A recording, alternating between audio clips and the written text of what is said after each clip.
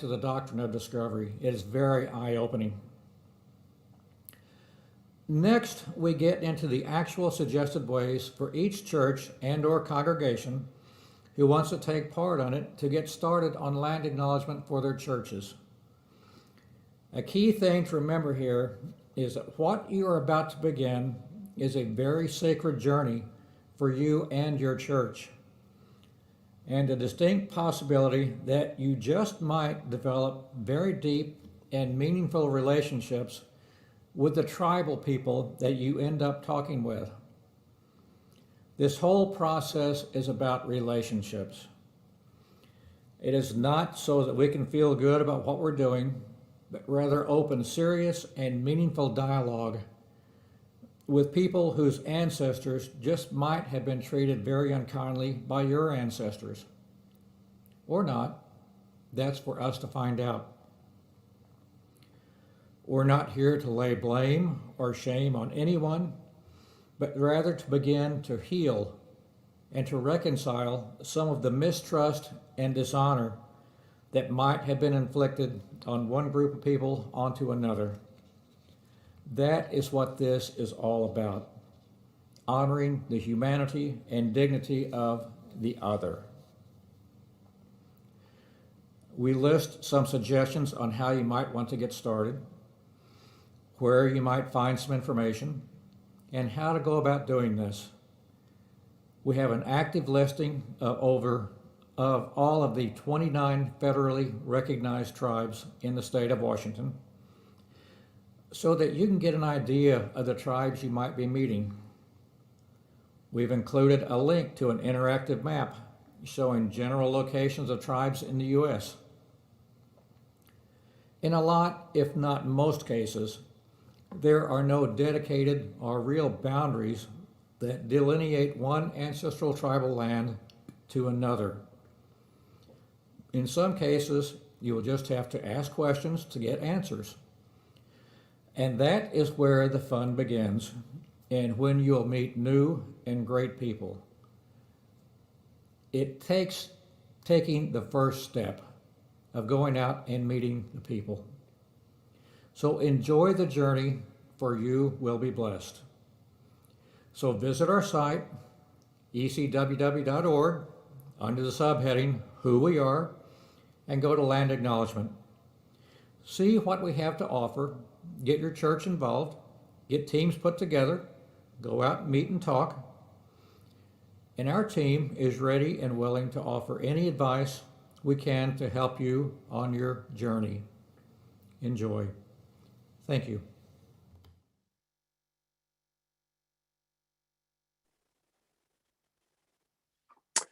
Thank you. Thank you, Alan, for chairing that task force for these last 2 years, and for everyone who served on it. We thank you too. And I urge you all to begin to make use of the resources they've presented to you and begin doing these land acknowledgements, especially in your local context. This is where we are going to adjust the agenda just a bit, and we're going to take up our third ballot. We have, so you'll need to get access to the vVoter tab and get back to that screen. We have one ballot to take care of, and that's the 1-year unexpired term on standing committee. And so if you go to vVoter, we're going to, in just a moment, there it is. I see it on mine. We are going to take this vote now, and it's a vote for one, and the polls are now open.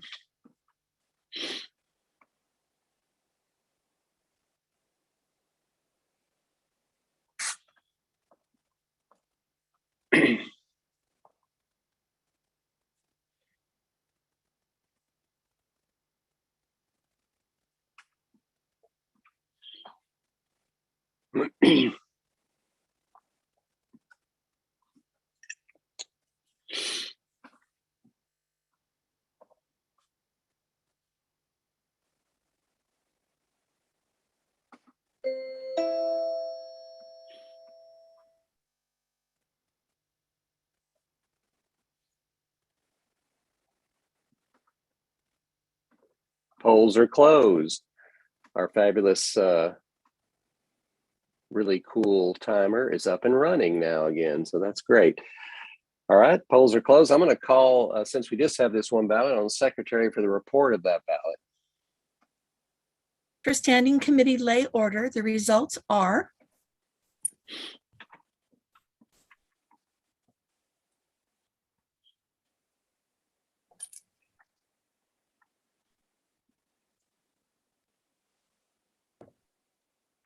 Sunny Bannon, 81 lay votes, 51 clergy. Carol Loudenbach, 83 lay votes, and 44 clergy votes.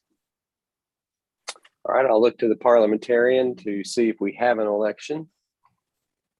An election requires 83 votes in the lay order and 48 votes in the clerical order. We need a concurrent majority in both orders. We do not have an election, so we will run this ballot again, I believe, is what is next. We're going to do the treasurer's report, and then we'll come back. I'm making an executive decision. We'll come back to this and vote on it one more time. So at this point, we'll go back to our agenda, to the treasurer's report. We're going to hear a financial report from our formerly acting and now, I want to say, now diocesan treasurer, Jim Beckwith. And as he comes forward, if we were all in the room, we would, I know, give him a standing ovation for all that he does for us. And Jim, I'm sure they're doing it out there for you. So thank you for everything you do. He also has prepared a video for this report, and I ask that that be played now.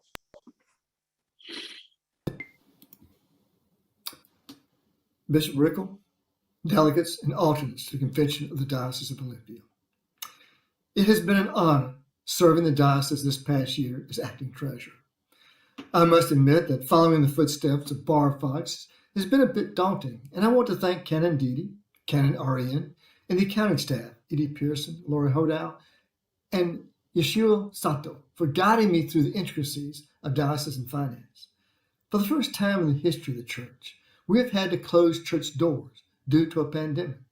We all had to learn how to work and worship remotely. I'm happy to say that the faith and stewardship of the parishioners of this diocese has remained strong in the face of such disruption.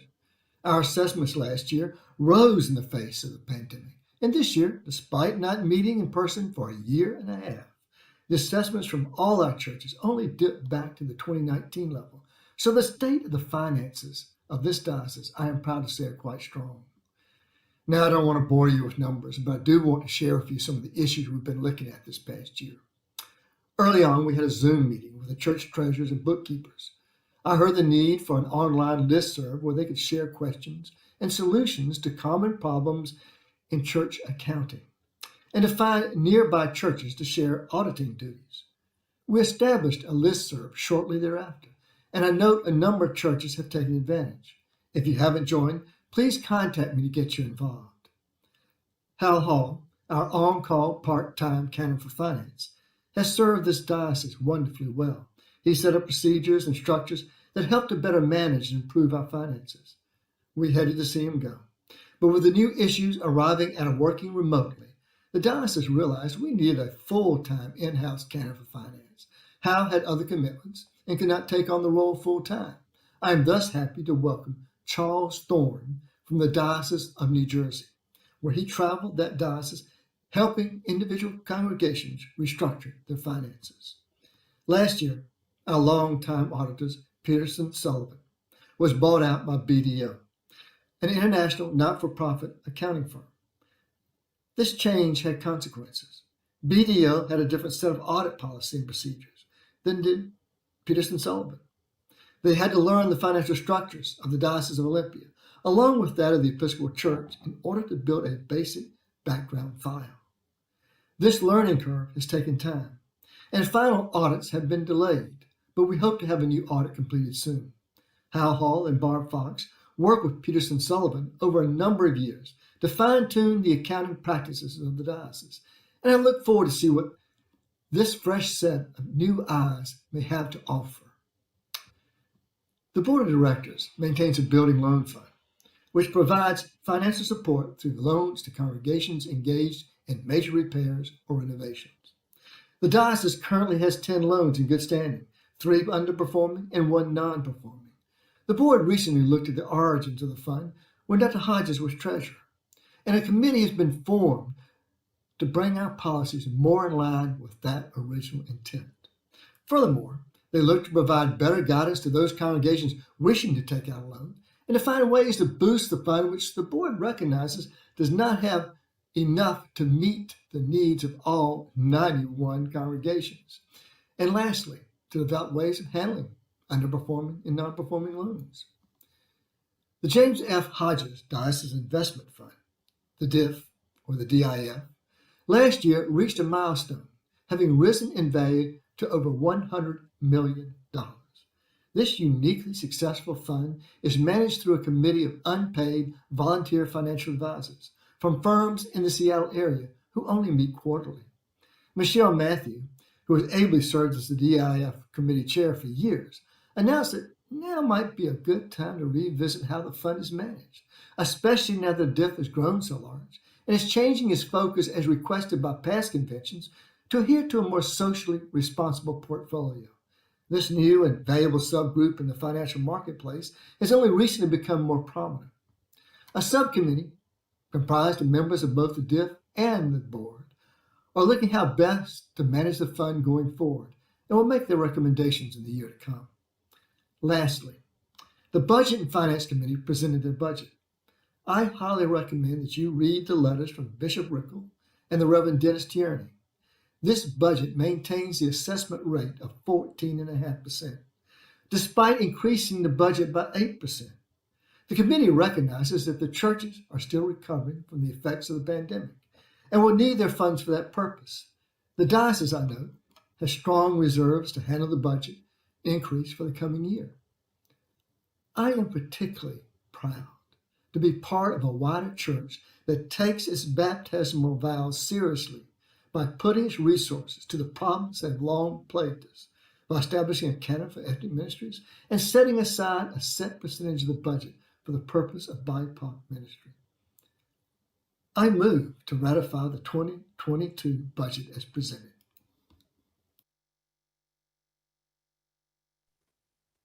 Well, 3 cheers for Jim Beckwith. We are just forever grateful for him and for his work. Jim has moved for ratification of the 2022 diocesan operating budget, and we will take that up in Resolution 3 when we get to the section on resolutions. But before we go to that, we're going to deviate a little bit from the agenda again and take ballot number 4. So you need to get to the voter tab. And I wondered if the parliamentarian might clarify. It seems to me this being the 4th ballot, will there be some other standard for election, or are we not there yet? A quick correction to the chair. This should be the 2nd ballot for the 1-year term, given that we've segregated the election. All right. Proceed as normal. All right, very good. So what that means is that we will do this election. We still need to get a majority in both orders in order to have an election, correct? I believe that's correct. So we have the standing committee lay representative up on the voter. I declare that the polls are open.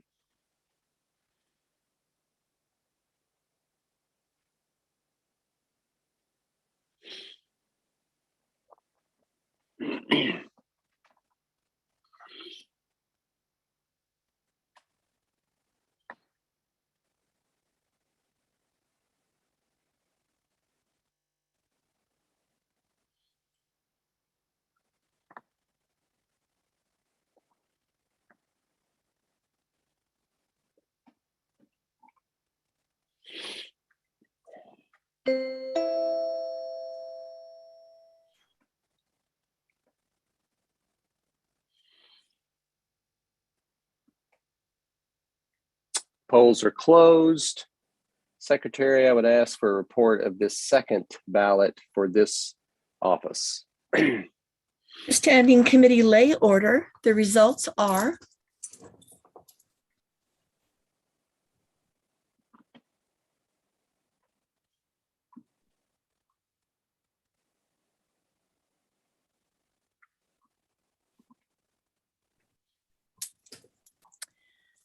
Sonny Bannon, 86 lay votes, 48 clergy. Carol Loudenbach, 93 lay votes and 50 clergy. Parliamentarian, do we have an election? An election requires 90 votes in the lay order and 50 votes in the clerical order. Then we just have an election by my reading, and we have elected Carol Loudenbach to Standing Committee Lay Rep, and that should conclude our elections at this convention. So thank you all for bearing with us on that. We will now go to the chair of dispatch for an introduction to our debate and vote process, especially as they relate to resolutions. Jamie. Good afternoon. During debate, we will be using the speak button in vVoter rather than the chat. So I'll keep going. After the floor is opened for discussion of each resolution, if you wish to speak for or against a resolution, you will use the speak button in vVoter. The information I'm about to cover is also posted as document A.9 in the convention website if you'd like to have it in front of you during our work on resolutions.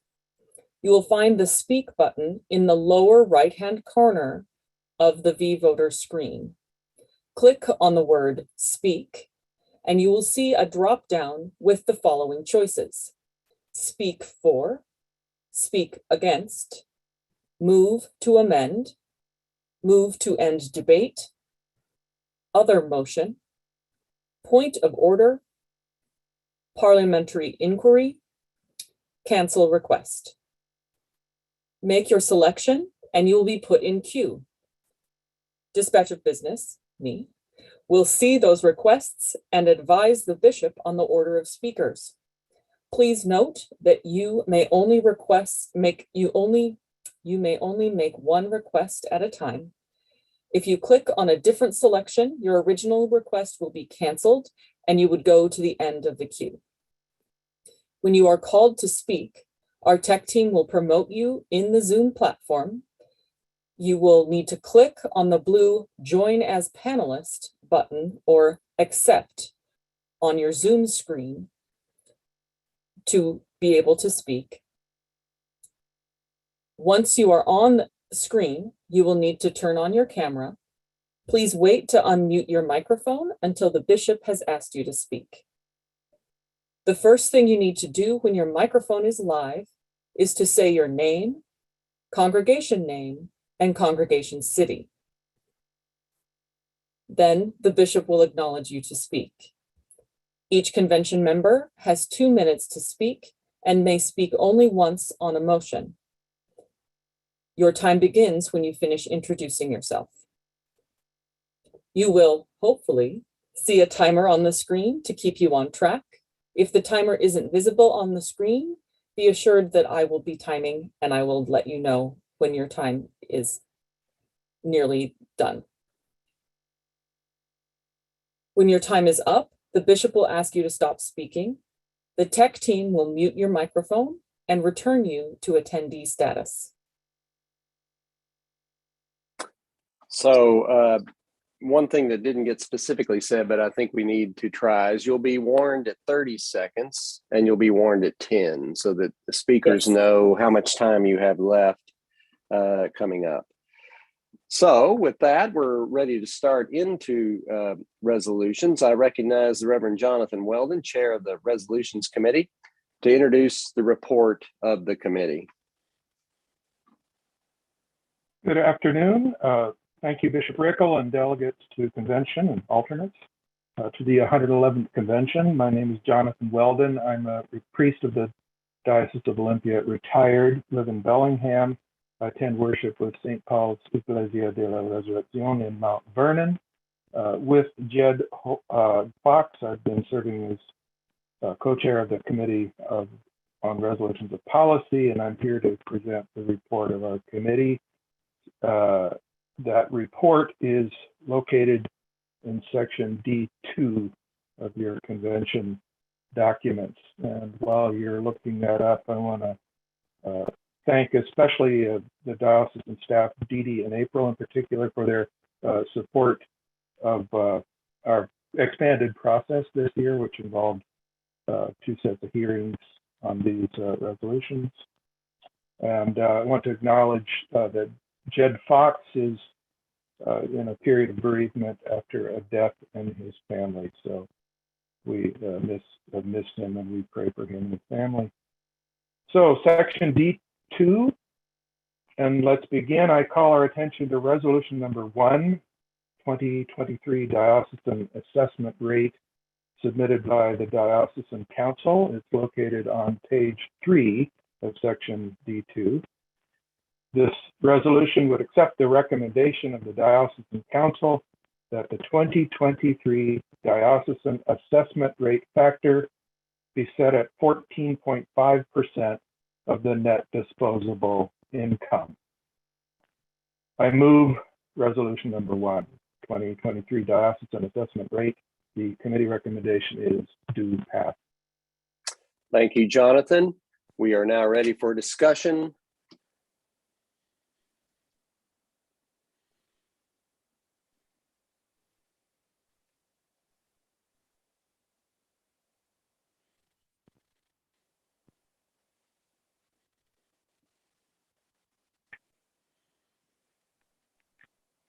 I'm going to ask dispatch, do we see any discussion? We do see, we have Brian Wheeler from Trinity Everett who would like to move to end debate. Okay, all right. I'll recognize Brian Wheeler.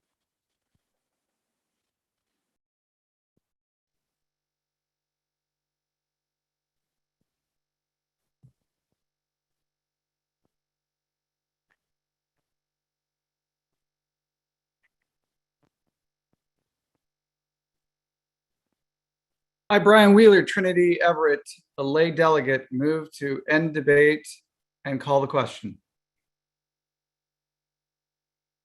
Okay, we have that motion. Do we have a second?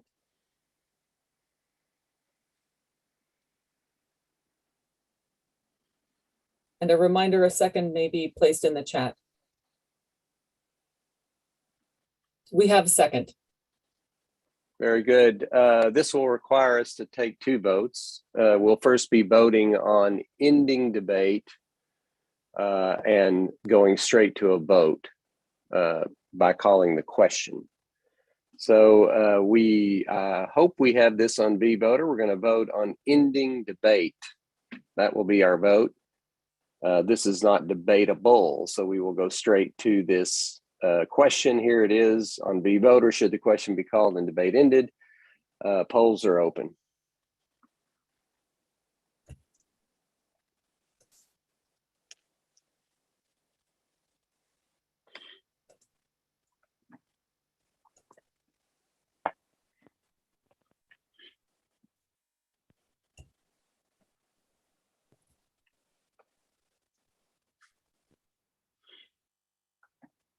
We lost our timer again, so we're going to rely on our dispatch to tell us when we're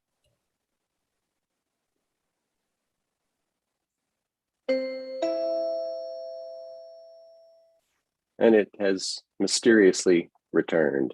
There we go. Okay.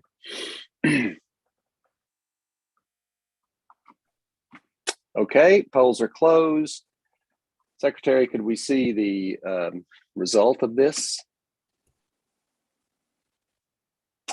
The question has, this is passed, it's been called, debate is ended, so we go straight to the vote on resolution number 1. So as soon as that is posted, we will open the polls for that. There you'll see it, resolution number 1, 2023 Diocesan Assessment Rate be adopted. The polls are now open.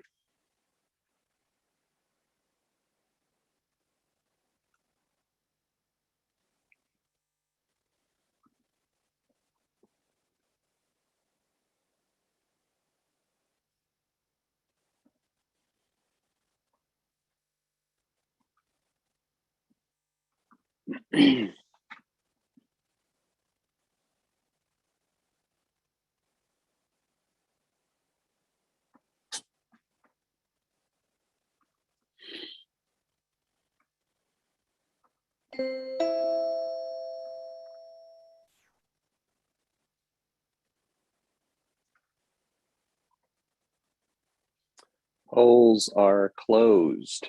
Could we see the results? Resolution 1 is adopted. Very good, Jonathan. I think we go back to you now. Call our attention to resolution number 2, cost of living adjustment, or COLA, to the clergy salary scale for 2022. This is submitted by the Personnel Commission of the Diocese of Olympia. You'll see this resolution on page 4 of section D2. This resolution would accept the recommendation of the Personnel Commission to set the cost of living adjustment for 2022 parochial clergy salary scale and Office of the Bishop salary scale at 5.5%. I move resolution number 2, cost of living adjustment to clergy salary scale for 2022. The committee recommendation is to pass. Resolution 2 is now before this convention. Is there discussion? Yes, Joseph Peters Matthews has a parliamentary inquiry. Very well. I recognize Joseph Peters Matthews.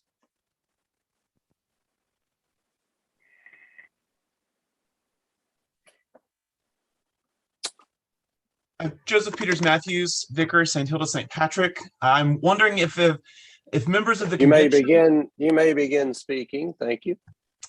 I'm wondering if members of the convention can ask unanimous consent to end debate, or if only the chair can ask unanimous consent, so that we don't have to vote twice on every resolution that is not controversial.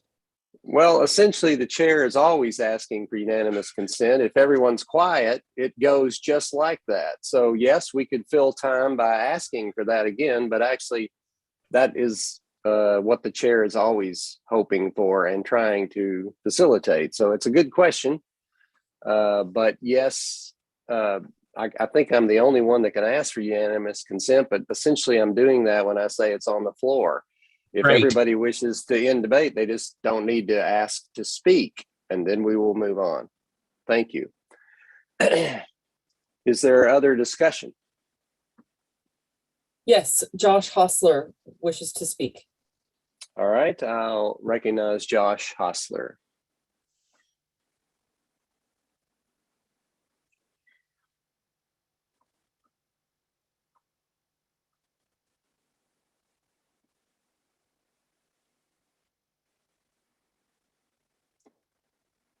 And while we're waiting on the timer, I think I'm going to declare that we're going to move to 30 seconds now.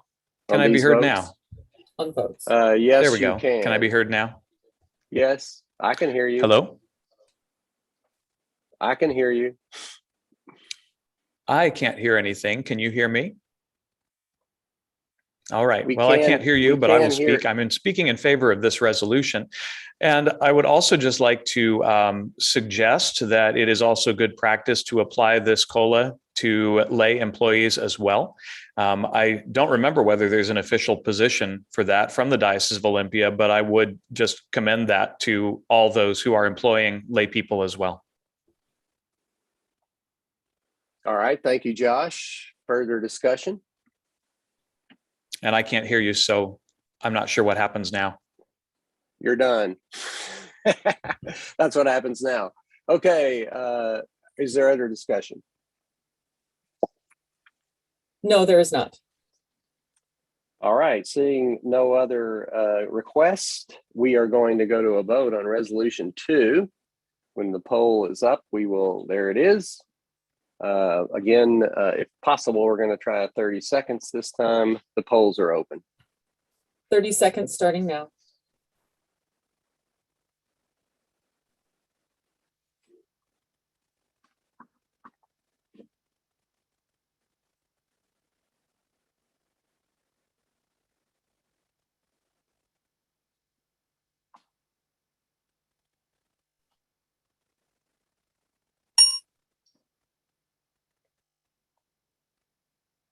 All right, I heard a bell. I think that's it. I'm going to ask the secretary for the results of this 30 seconds vote. has elapsed. All right, Voting yes, resolution. Yep. Okay, go ahead. Sorry. 209. Voting yes, 269. Voting no, 15. The resolution passes. And with its passage, I want to interrupt here and just appoint a very important task force that's been outlined in this budget and just officially approved by our adoption of it. And that is the 2% BIPOC Fund Task Force. And I would like to appoint the following members to that task force: Timmy Van, Sylvia Sepulveda, Deborah Moore, the Reverend Joe Beecher, and the Reverend Rachel Tabor Hamilton. And I want to share with you a few more appointments of members of the Diocese of Olympia in the work of the wider church. Bishop, Yes. pardon me, I believe we skipped resolution 3. Well, that's not in my script that way, but we can certainly do that if you'd like to. Mine goes from item 35, which I just did, to item 36, which is charged to those appointed and elected. Yes, sir. Resolution 3 is coming. Okay, it was in the previous item, but either way. All right, it's not on mine, so I'm just going by the script that I was provided. Resolution 3 to me comes up item 40. I guess I'll call on dispatch to decide where we are and where I need to go now to continue this. Resolution 3 should come next. I would love it if somebody would get me an updated, detailed agenda, because this one is incorrect.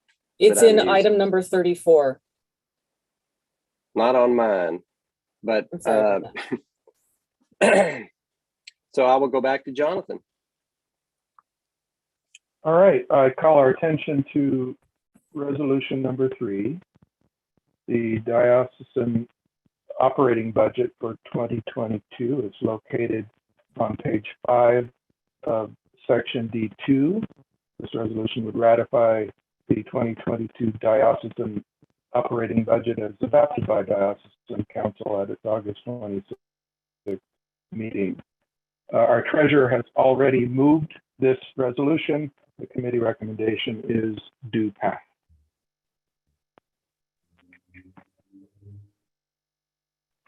Okay, since this is not on my detailed agenda, resolution 3 is on the floor, and I'll ask if there's any discussion.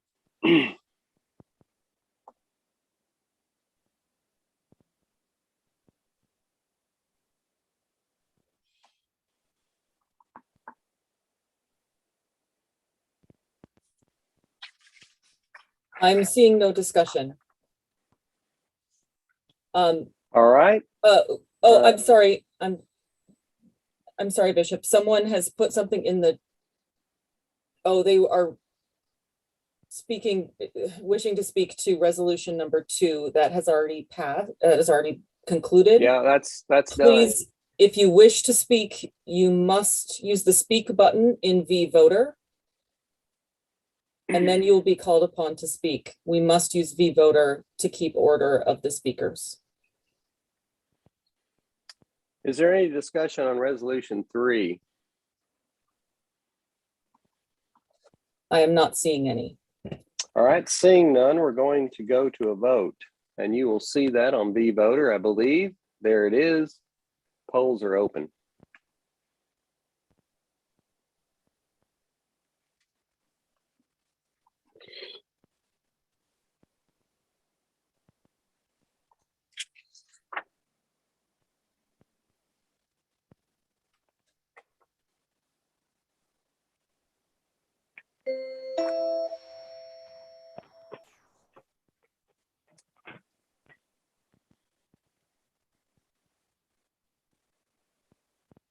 All right, polls are closed. I'll ask the secretary for the results of this ballot.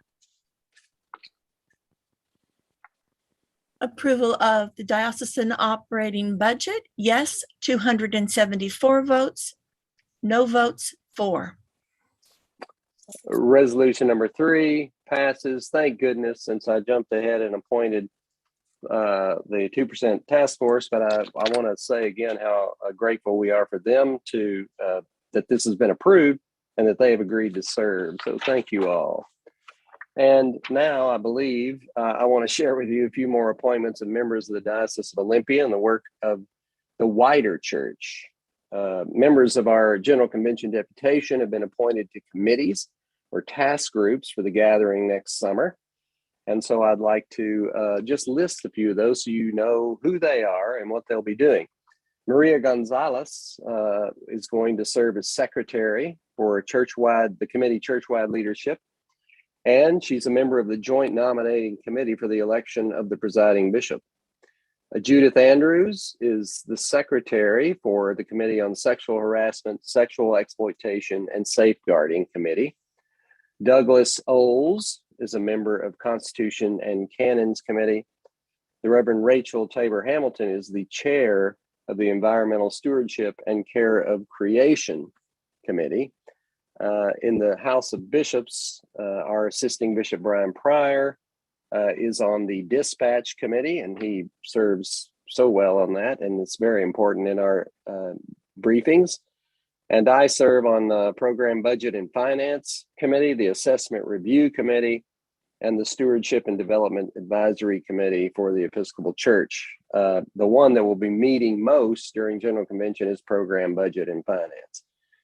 Also, the presiding bishop has appointed 2 from our diocese. Out of 24 people representing the Episcopal Church, 2 of them are from the Diocese of Olympia to go to and attend COP26, which is the climate change summit, which is going on in Glasgow, Scotland, and also on virtual in many ways. And those 2 are Lisa Gromlich, who's a member of St. Mark's Cathedral, and the Reverend Rachel Tabor Hamilton of Trinity Everett and the Circles of Color. Also, John Kidd, who's been heading up our task force on creation care that we've had going for a few months, is going to be present simply because he wants to and he has great interest in it. So we've got lots of representation going to that, and we're really happy about that. With these recognitions, and as we've now completed our elections and appointments for this year, I'd like to address all of those who have been elected and appointed at this convention, as well as those appointed to work in the wider church. If we were together right now, of course, we would gather at the font. I would ask you all to gather around one another, and we would acknowledge you as stepping forward and answering the call of this convention to serve. And we're grateful for all of you for doing that. So wherever you are, I'm going to ask you these questions, and you can answer them where you are. All of you have been called to a ministry by this convention. Will you, as long as you are engaged in this work, perform it with diligence? The answer is we will. And if you don't, I guess you send a chat notice or to somebody and we'll pull you aside. We're presuming you will. Second question, will you faithfully and reverently execute the duties of your ministry to the honor of God and the benefit of the people of the Diocese of Olympia? Again, the response is we will. Again, we are deeply grateful to all of you for your willingness to serve, putting your name forward. And I would ask this convention to pray along with me now. The Lord be with you.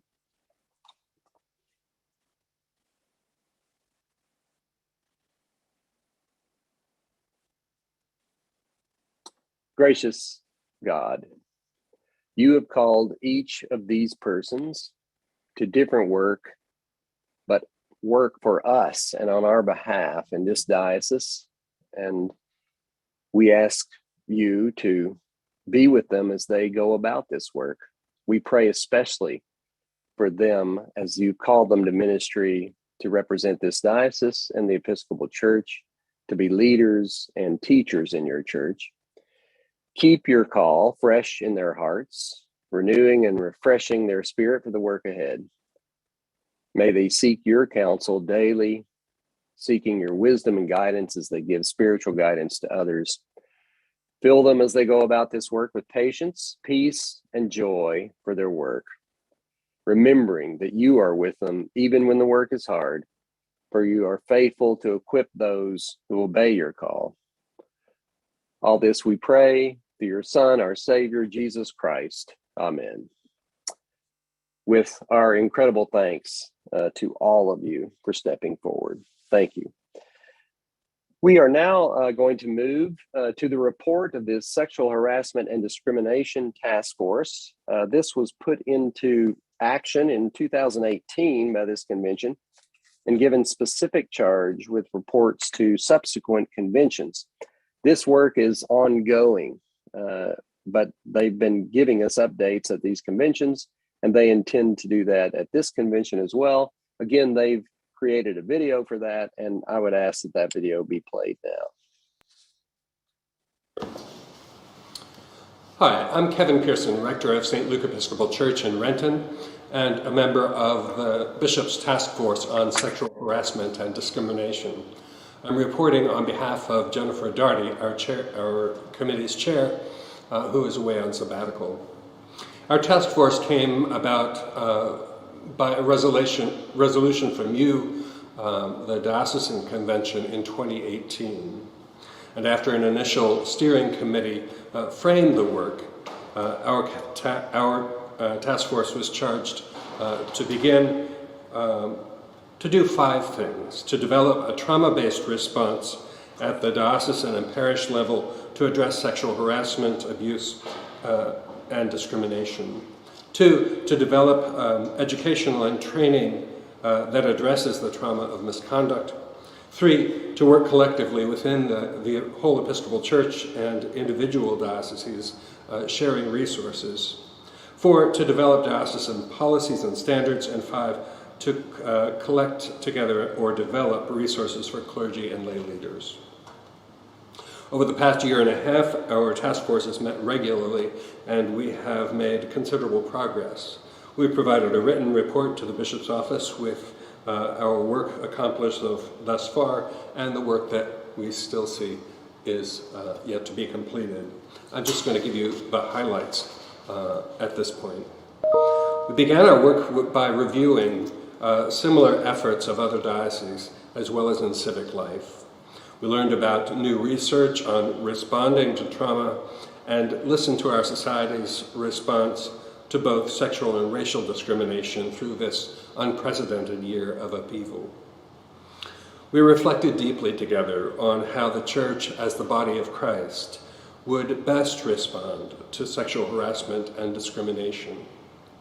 In doing so, 3 grounding principles emerged for us. We believe that the work of anti-discrimination, anti-harassment is founded on a vision of safe church, one in which each person is responsible for modeling healthy and respectful behavior, as well as protecting vulnerable people. Secondly, we're clear that a trauma-informed response to harassment and discrimination is essential. And thirdly, we understand that in the Church's response to sexual harassment and discrimination, we must seek the wholeness of the body of Christ and embrace restorative rather than punitive justice. We've made recommendations for safe church training that would apply at a diocesan level and be required of every church or organization. They are more expansive and sensitive than current safe church training and would replace the current safeguarding requirements. We provided an outline of an anti-harassment policy as a starting point from which we expect to draft a full and detailed policy with detailed information about how to prevent, report, and respond to harassment in our diocesan community. Our report includes a clear vision of safe church. where everyone is responsible for protecting vulnerable people, where people who have been harassed by sexual misconduct are accompanied and cared for as they go through the emotional and legal process of naming their truth. When misconduct happens, the Church cares for the person who's harmed without reharming them, holds the offender accountable for misconduct while also affirming their humanity, and moves toward restorative rather than retributive justice.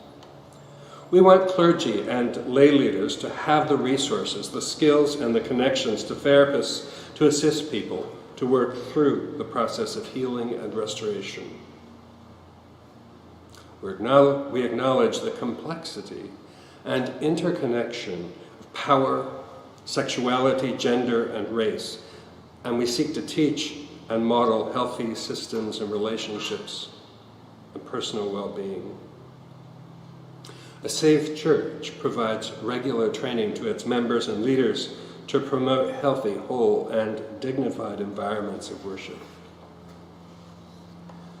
We envision a church which continually names and dismantles the ways it has often created space for harassment to occur without consequence, including pyramidal hierarchy, unhealthy power dynamics, and the lack of diversity and inclusion. Our task force envisions returning to work in the new year to flesh out a full policy to be utilized by all entities of the diocese. I want to acknowledge here the very good work by our General Convention task force to develop model sexual harassment policies and safe church training, co-chaired by our own Diocesan Chancellor, Judy Andrews. The completion of that work in advance of the upcoming General Convention covered much of the groundwork of our task force and has speeded on our work. Thank you for your time. You will hear from us, from our task force, again next year, hopefully with a full policy and recommendations and resources. Thank you. Thank you, Kevin, and thanks to everyone on that task force. They are doing extremely important work, and as they said, it's voluminous and difficult work, but they're making great progress, so thank you. I'm going to ask if our Chancellor, Judy Andrews, would like to speak to especially the issue of church-wide statute of limitations expiring. Thank you, Bishop. I'd be happy to do that. In the 2018 General Convention, a resolution was adopted that actually stopped the statute of limitations, or the time bars that are in place in the Constitution and canons with respect to initiating complaints against a member of the clergy with respect to sexual misconduct. Those time bars were lifted so that complaints could go back before those time bars. So a longer period of time existed for people who had experienced sexual misconduct, had the ability to make a complaint in which they might have been time barred before this resolution was adopted. So those that ability to initiate is closing at the end of this year, 2021. So it's been an important a resolution that was adopted, and I think has provided some ability for many of those complaints, hopefully, to be addressed in ways that they couldn't previously. Thanks very much. Thank you. And as I've shared with Judy and many of you, I actually believe there are no statute of limitations in the church when it comes to these issues, as far as my response to it might be. But I did think it was very important for Judy to share that is canonically what's happening with this across the church. I also want to let the convention know that your bishop has finally found the proper agenda, and that all of that was entirely my fault, or I guess we could blame my printer here at home that chopped that resolution 3 off.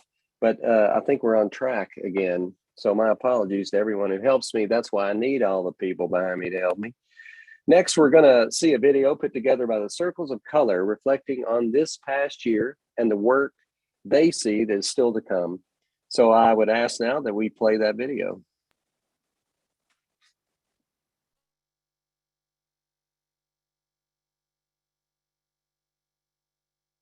The ethnic ministry circles of colors are mutually supportive communities for resource sharing, networking, for personal support, communities addressing issues of racism, leadership development among our people of color church communities, and connecting people of color with what they need emotionally and spiritually to be who God is calling them to be.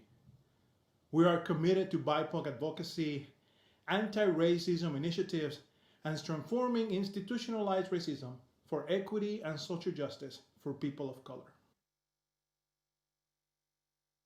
The resolution promoting diversity on Diocesan Council was a very important one for Circles of Color, just to continue to have our entire diocese grow in awareness of, who is serving on council and who is represented there.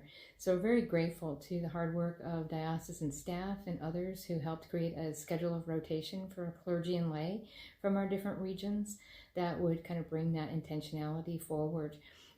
What we know is that we've been in touch with several folks around the regions who've actually reached out to Circles of Color or others to sort of ask for potential recommendations of people in their area. And we've been grateful for those connections as well. I think that just that growing sense of connectivity with our communities of color, wherever they are in the diocese, has been extremely important and helped to bring to the whole awareness of the diocese, where our communities of color are, our parishes of color, and our representatives, because the dominant culture church kind of looks around and only sees a few of us in the pews, but when we get together, we have quite a wonderful representation, and we are very grateful to be able to share it in our committees and on Diocesan Council.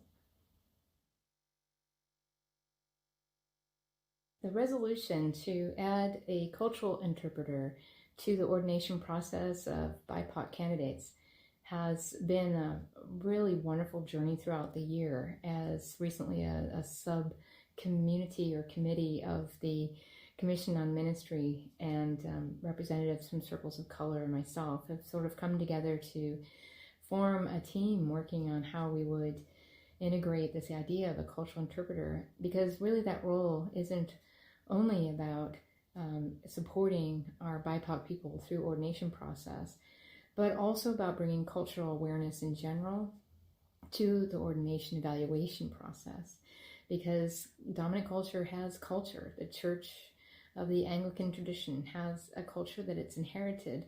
And what a cultural interpreter does is not only represent the opportunity for our BIPOC folks to have their culture valued and the values of their culture be part of their formation, but it also brings up for our dominant culture partners what things they may need to be aware of that they are evaluating others by, that are so taken for granted as normative, that we need to really bring those out and talk about them. So the role of the cultural interpreter and the discussions around that are really generating in itself some very important reflection for transformation of our institutions. At the 2020 Diocesan Convention, Resolution 5 addressed making diversity explicit. This was to encourage us into genuine consideration of the fullness of people's gifts, experience, their perspective, and ideas. The aspects of diversity named in that resolution for canonical change were gender and sexual orientation, physical ability, neurodiversity, age, race and ethnicity, income and wealth status. This is not an unlimited list, but it is one that invites us to consider candidates in a much more fuller sense as we invite them to leadership of the diocese and in congregational settings. In this past year, the nominations committee has made active use of this list in considering candidates for election and appointment to diocesan office. The Diocesan Council has used these factors in consideration of its own work assignments. And clergy, in terms of clergy deployment, these factors are also among those considered by congregations to help match candidates with new placements.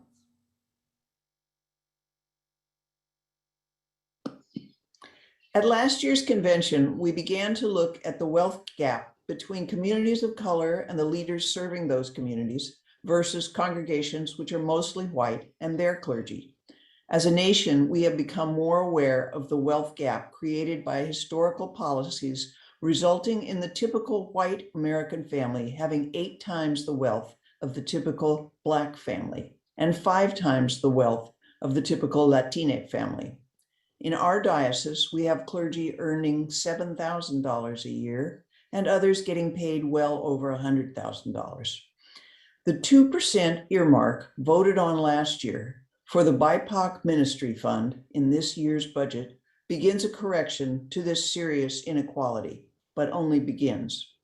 The Circles of Color want to give thanks for the experience, wisdom, and passion of Jim Campbell in helping create a budget which supports the BIPOC Fund.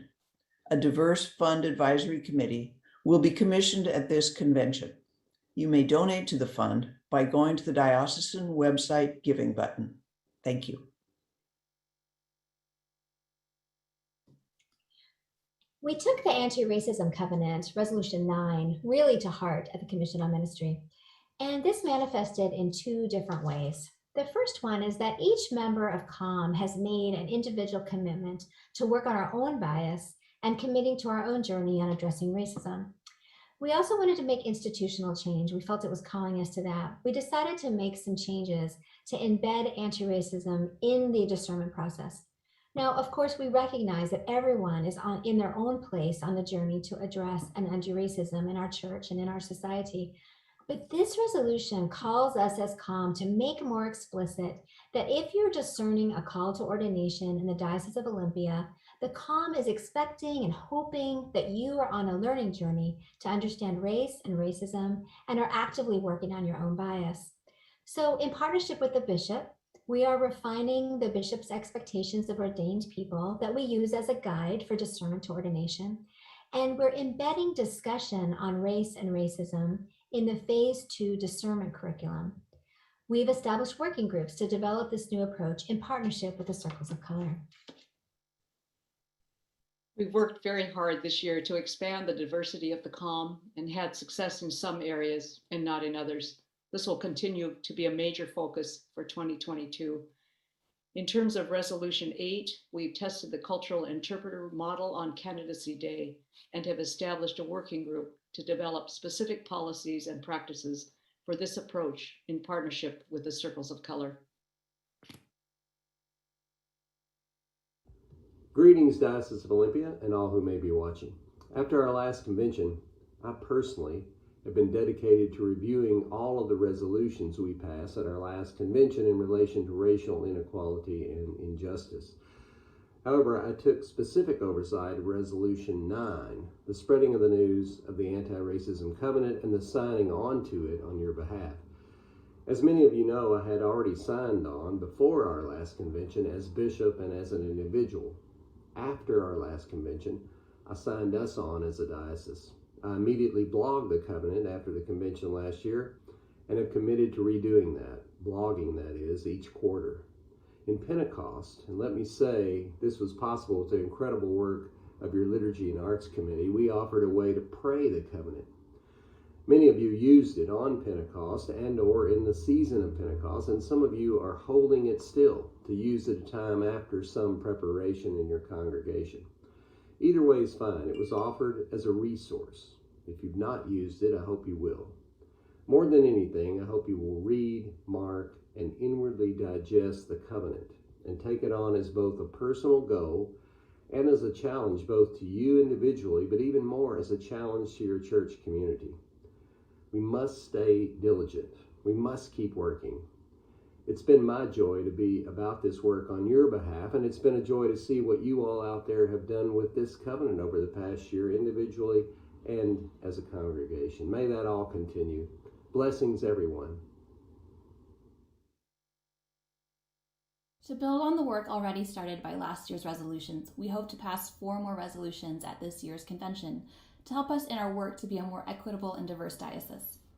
The resolution on equity, inclusion, and justice in diocesan clergy pay scale builds on the framework set up by the BIPOC Ministry Fund to help lessen the pay gap between BIPOC clergy and white clergy in our diocese. The resolution on vote and representation for lay members of bishop-designated missions not only has potential to increase diversity on diocesan council, but also on other key governing bodies of the diocese. The resolution on supporting and conducting research on Indigenous schools continues the work of the Anti-Racism Covenant we adopted at last year's convention. And finally, the resolution on posting and updating current membership lists of diocesan bishop committees, commissions, and appointed bodies on the diocesan website ultimately helps us in our work in that it significantly enables us to collaborate on structural change much faster if we know exactly who we need to talk to. However, the biggest news coming from Circles of Color is that we are currently in the process of hiring a canon for multicultural ministry and community transformation. This person will work closely with Circles of Color and the bishop to continue and expand upon the work that Circles of Color is already doing. In collaboration with the bishop and with the Circles of Color, this canon will be responsible for oversight, facilitation, and implementation of a diocesan strategy to increase diversity in lay and clerical positions, as well as in programming. They will continue our work of supporting ethnic congregations, including the development of such congregations, and will engage the larger communities on issues of racial justice and reconciliation. We are overjoyed about hiring this canon, and we look forward to what the Holy Spirit will usher in as this canon brings new insight and passion not only to our Circles of Color community, but to the rest of the diocese as well.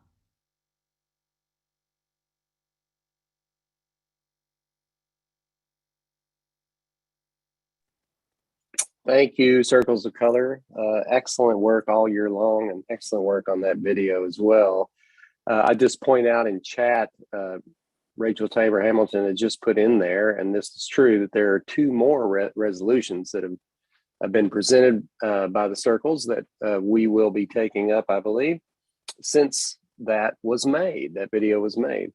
And I would like to recognize now the Reverend Rachel Tabor Hamilton, Full Circle Coordinator, and the Reverend Edie Weller, Allies Circle, for a very special presentation.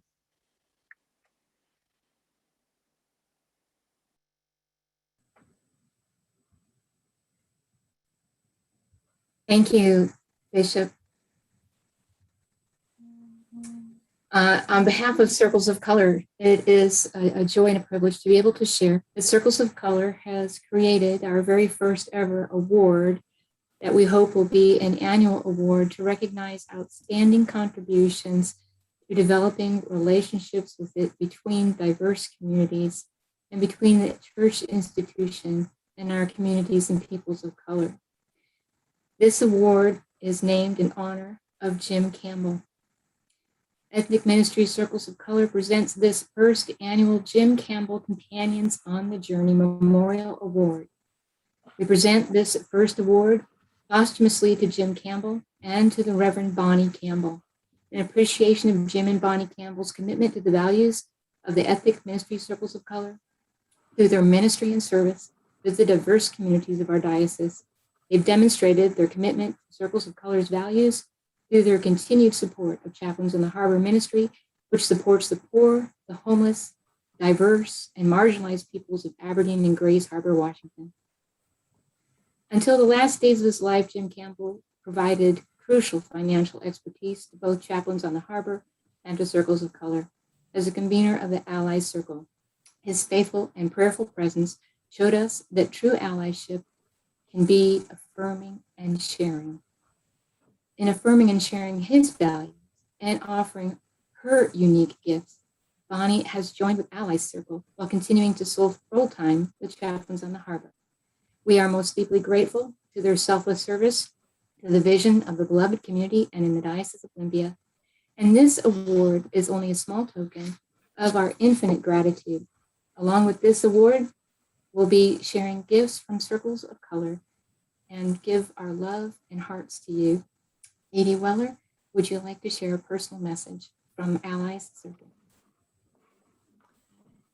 It was both a pleasure and an honor, but truly a blessing to work with Jim as one of the co-conveners on the Allies Circle.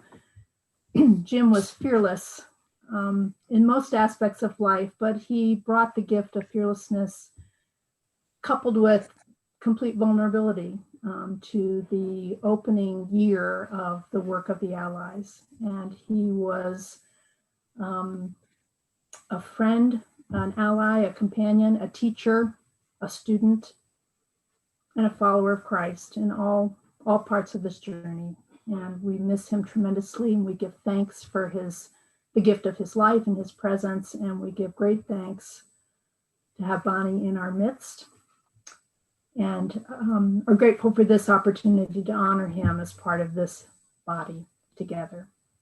Thank you. We look forward to gathering with Bonnie Campbell when she can, and give thanks for all her work, and his memory will continue to live on for Circles of Color in this annual board. Thank you. Thank you, Rachel and Edie. Thank you, Circles of Color. I think most of you know this, but he was one of the greatest assets of this diocese. He was an extreme mentor and friend to me, and we miss him very, very much. So this is a very fitting and wonderful tribute, and I thank the Circles for doing it. And Bonnie, our prayers continue with you, and we all look forward when we can be with you in person. Thank you, Circles of Color. Thank you, Rachel and Edie. We're going to move now back to resolutions.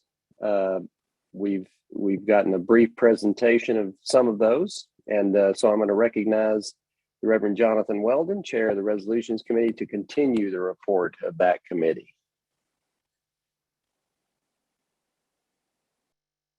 Getting a message here. Okay. You can hear me now, I take it. I call our attention, thank you, Bishop. I call our attention to resolution number 4, supporting and conducting diocesan research on Indigenous boarding schools, submitted by the Reverend Rachel Tabor Hamilton on behalf of Ethnic Ministry Circles of Color. This resolution is located on page 6 of section D2.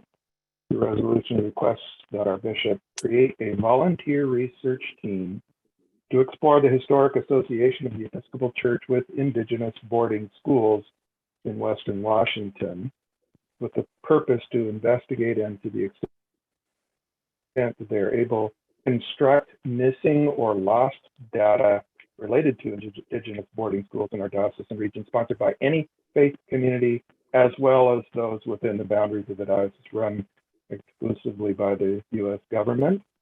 The research team is to report its findings in a special presentation during the 112th convention of this diocese, and also to provide copies of a written report of its findings to the Interfaith Network for Indigenous Communities of the Faith Action Network of the state of Washington, the National Native American Boarding School Healing Coalition, and Deborah Parker of the Tulalip Tribes of Washington.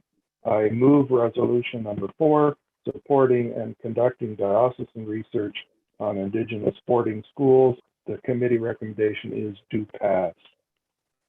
Thank you, Jonathan. Resolution 4 is on the table, and on these resolutions, we will first allow the sponsor to make a presentation. On this one, it's the Reverend Rachel Tabor Hamilton. She will speak first, and then we will go to discussion. I recognize the Reverend Rachel Tabor Hamilton. Thank you, Bishop. I'm Rachel Tabor Hamilton, clergy in the Trinity Church in Everett, Washington.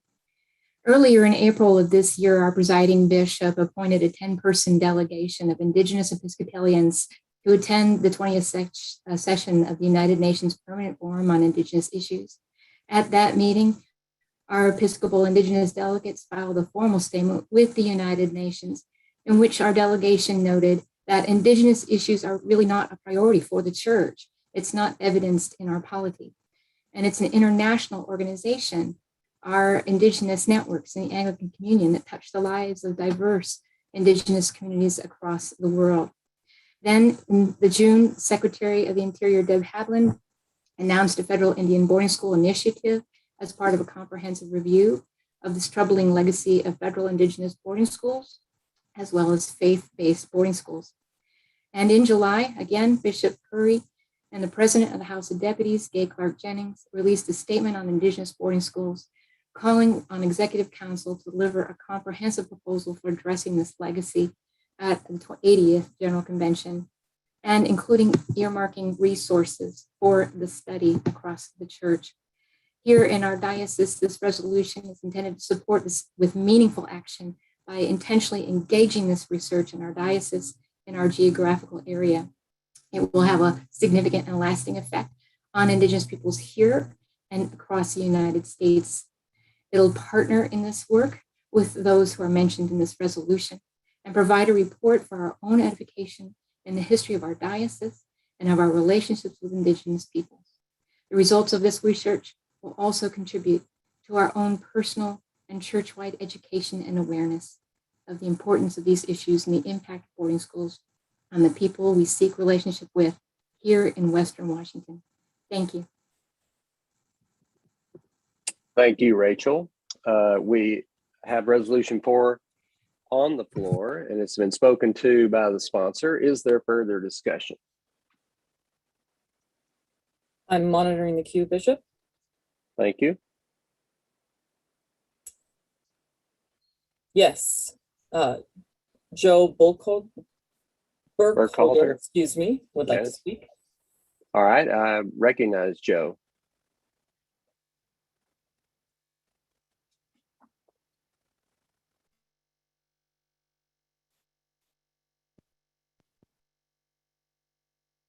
Hello, can you hear me? Yes, we can. I can.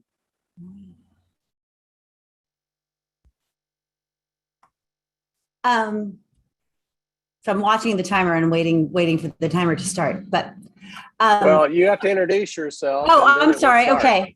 All right. I'm Joe Burkholder. I am from St. Luke's in Seattle, and I'm a member of the Diocesan Committee. I wanted to speak. I want to raise a small issue with the proposal as it stands. I fully support the need to do this research and make the results available. My concern with the resolution is that it asks for this work to be done purely on a volunteer basis.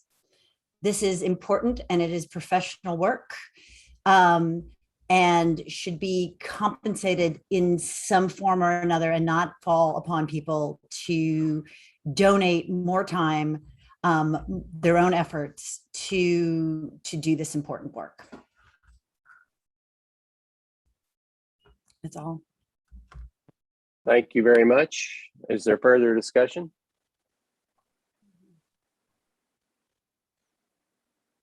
I'm monitoring the list. Okay.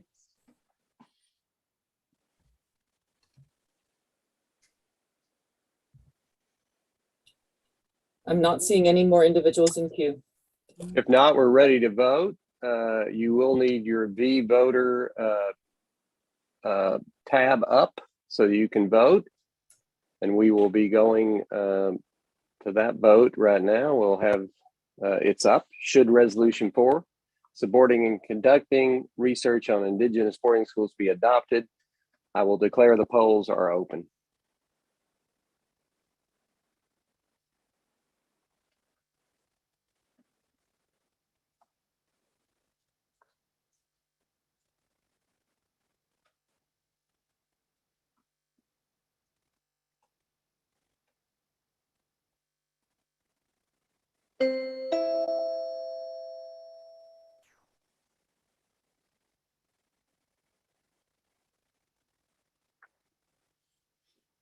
Polls are closed. Secretary, can we see the results?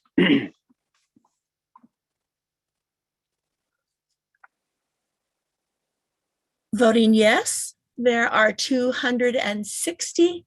Voting no, 11. Resolution 4 is adopted. Jonathan, we go back to you for Resolution 5. Thank you, Bishop. I call our attention to resolution number 5, posting and updating current membership list of diocesan bishop committees, commissions, and appointed bodies on the diocesan website. This is submitted by the Reverend Rachel Tabor Hamilton on behalf of Circles of Color. It is located on page 7 of section D2. This resolution is that the 111th Convention direct each diocesan committee, commission, governing body, and group elected by convention, appointed by the bishop, or otherwise officially convened to submit annual updates to the Canon Missioner for Communications and the Executive Assistant of the Office of the Bishop within the first week of every January, with stipulation that additional updates may be submitted throughout the year. The January report shall include or update a brief description of the activities and responsibilities of their group, information for where to direct inquiries, and a list of the names of current members. The Canon Missioner for Communications is directed to update the diocesan website list of committees and commissions every January with the information provided by the group reports. This resolution also directs that social or support networks within the diocese that want to be included on the diocesan website shall provide coordinator contact information in lieu of a membership roster. This resolution also stipulates that those committees, commissions, and networks which have not provided annual updated information for 2 consecutive years be removed from the list of groups posted on the diocesan website in January of the 3rd year in which no update has been provided. I move resolution number 5, posting and updating current membership lists, and the committee recommendation is do pass. Thank you, Jonathan. I'm going to call on the Reverend Rachel Tabor Hamilton to speak to it as the sponsor. Thank you, Bishop. This resolution was developed in collaboration and consultation with the Canon Missioner of the Diocese for Communications. We noticed in some of our research a desire to create partnerships between Circles of Color and our institutional groups, that many of the diocesan groups listed on our website under committees and commissions under diocesan ministries don't actually provide group contact information. They don't actually identify specific leadership. They often don't include membership rosters. Some committees are not even included on the list, while others are actually defunct at this point. Further, only the link for the board of directors actually provides a current membership roster of that body. This resolution does not ask that all members of any particular body provide their contact information. It does encourage a membership roster, or in lieu of that, contact information for a coordinator or a way to get a hold of the body. And so there is currently no clear direction about who to contact or direct communication with many of our governing bodies, our diocesan ministries that are essential, and other bodies whose work and decisions actually affect and impact the life of our diocese for consultation. Information and transparencies are really a desirable communication standard and are indicative of an actually welcoming and inclusive organization. And so Circles of Color ask Convention to pass this resolution as a step towards encouraging increased communication and information that will enhance our corporate life.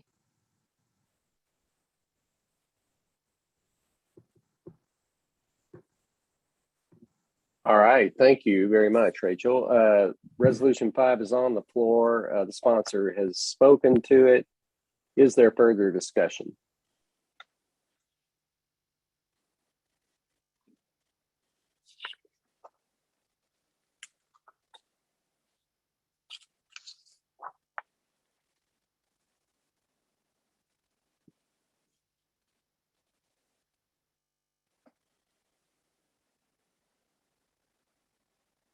My apologies.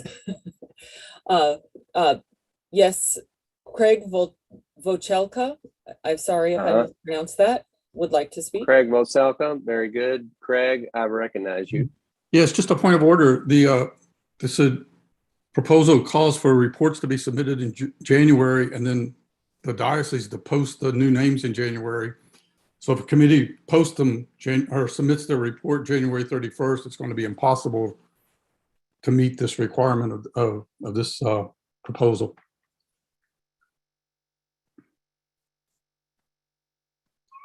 Okay, is there further discussion?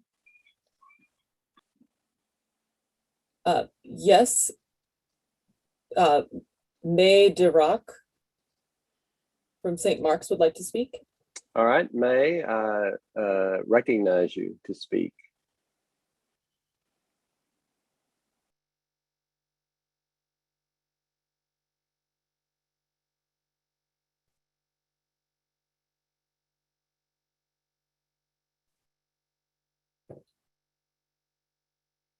We are working on getting them promoted.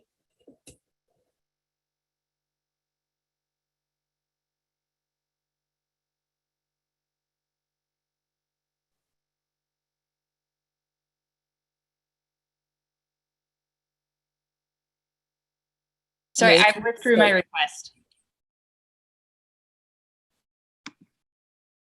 I withdrew my request. Yeah, it's withdrawn. Okay, thank you. Thank you. Dispatch.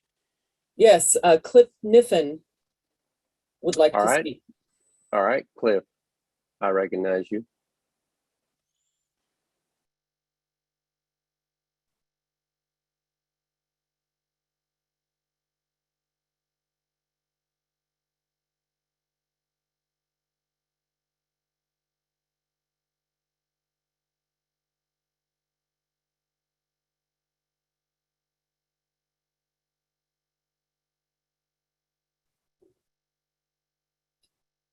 The first name may also be Ogden.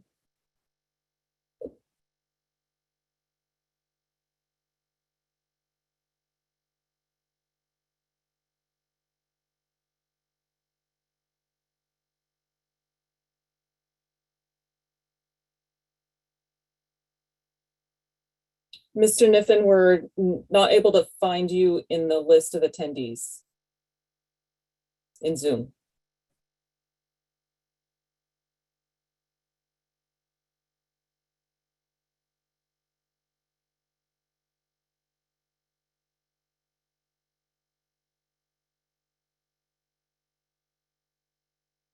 Yes, if he could post in chat, that's one way at least we could see what they want to point out or say.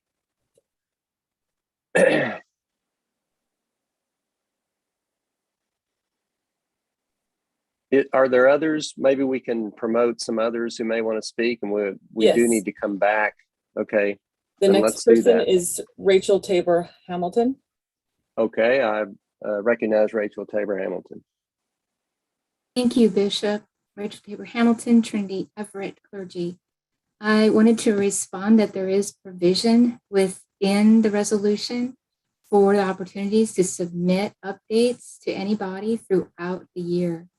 We are asking for a January update as an ideal to encourage people to be current, but it can be revised at any time, which is especially the case sometimes for bodies that won't know until later in the year. Thank you. All right, thank you, Rachel. Further discussion? Do we have either in chat, or did we have the person that wanted to speak before have that figured out at all? We have not yet found them, no, but we do have Patricia Tritton. All right, Pat Like to Tritton, I recognize you.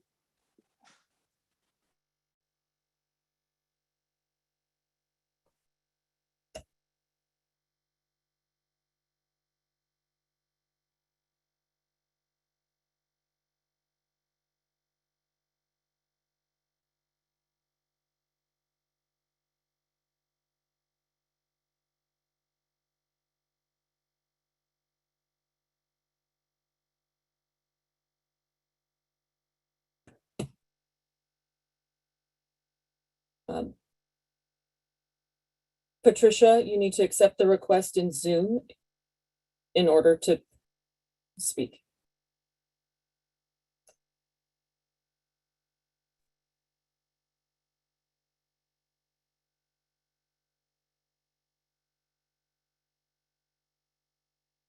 Okay. I'm doing that. You're on it. We hear you. Okay, good. I need my glasses to start almost anything. My question is, Please introduce yourself. And what? Tell us where you're I'm from. sorry. Please My name is introduce- Pat Tritton, and I'm the priest in charge at St. Matthew San Mateo in Auburn, Washington. My question is about the positions under consider that need to be reported. Are they positions that occur within the church or the diocese, or yes to both? If they occur within the church, don't most churches need to have an annual meeting by the end of February? And wouldn't the leadership change then, likely, and then be wrong for most of the year until the next January? I believe I didn't write this, and I haven't read it recently, but I believe this is for diocesan committees, not for local committees. We have a whole separate process for that. Most people don't send it in and don't update it, I will tell you, but we have a whole separate process for what you're talking about. Now, if any of the sponsors have a different answer, or if Jonathan does, I'm happy to let them answer that question as well. But the way I understand it, it's just diocesan governing bodies for the entire diocese. Thank you.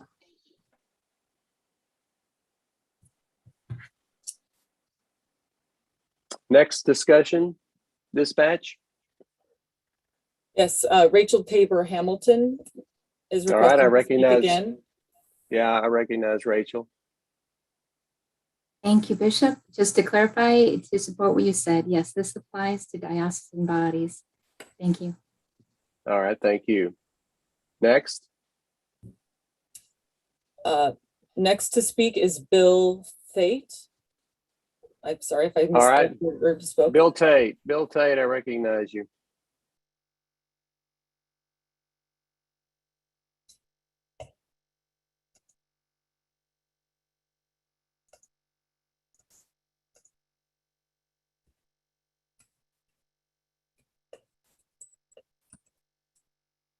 You're on, Bill.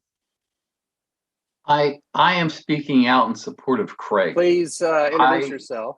Please introduce yourself. I am Bill Tate, the deacon assigned to St. Anthony's, Silverdale, Washington, and I am speaking out in support of Craig. I understand the dilemma that he brings up, that both reports have to be submitted in the same time frame. So therefore, the initial report has to be submitted 30 days before or 15 days before, and there has to be some type of time structure set in there so that a final report can be submitted by the end of the month. Thank you. Thank you. Other discussion? I'm not seeing any in line right now.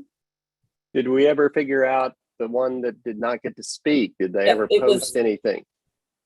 They had posted their name in error. Okay, so we have no further discussion. I'm going to give just That's correct. a few seconds to see if any more comes in. If not, we're going to go to a vote on Resolution 5. Seeing none, we're going to go now to a vote. You need to open Be Voter. And that one is up. Polls are open.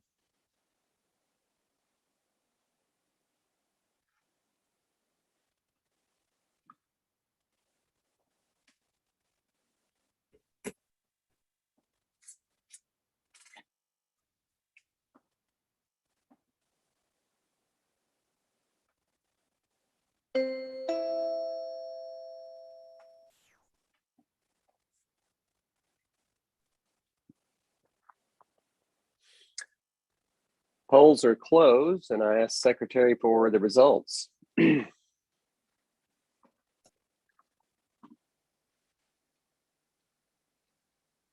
For Resolution 5, 245 voted yes and 19 voted no. The Resolution 5 is adopted. Jonathan, we come back to you for resolution number 6.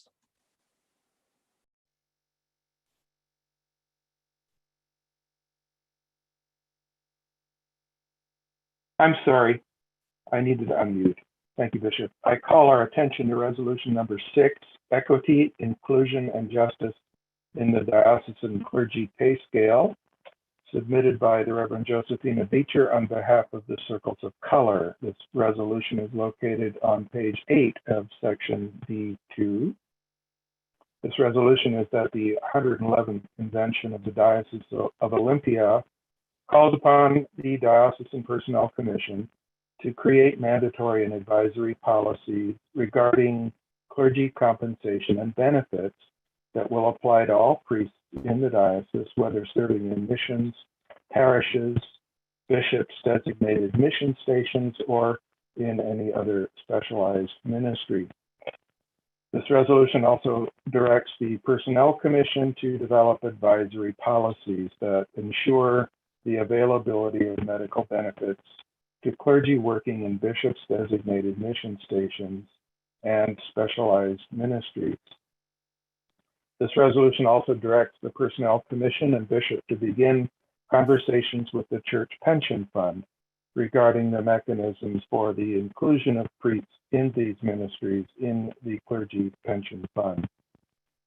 This resolution also states that the Personnel Commission be asked to report back to the 112th Convention concerning the policies developed and to report on the progress of assuring equitable pay and access to medical and pension benefits for the clergy.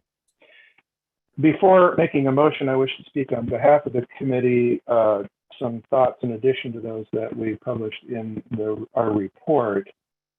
This resolution calls on the Personnel Committee to create mandatory and advisory policies that would apply to all priests in the diocese, inclusive. The explanation highlights the inequity of the way in which our diocese is treating the BIPOC community, and that to us is the central concern of this resolution. We recognize as a committee the urgency of forward movement for the actual support of BIPOC clergy, especially given the passage of the resolution last year, the 110th Convention, of the fund to support BIPOC clergy and to designate 2% of the diocesan budget for support of ethnic ministries of color. Implementation of this fund is critical. If we're going to do that, we understand work is underway.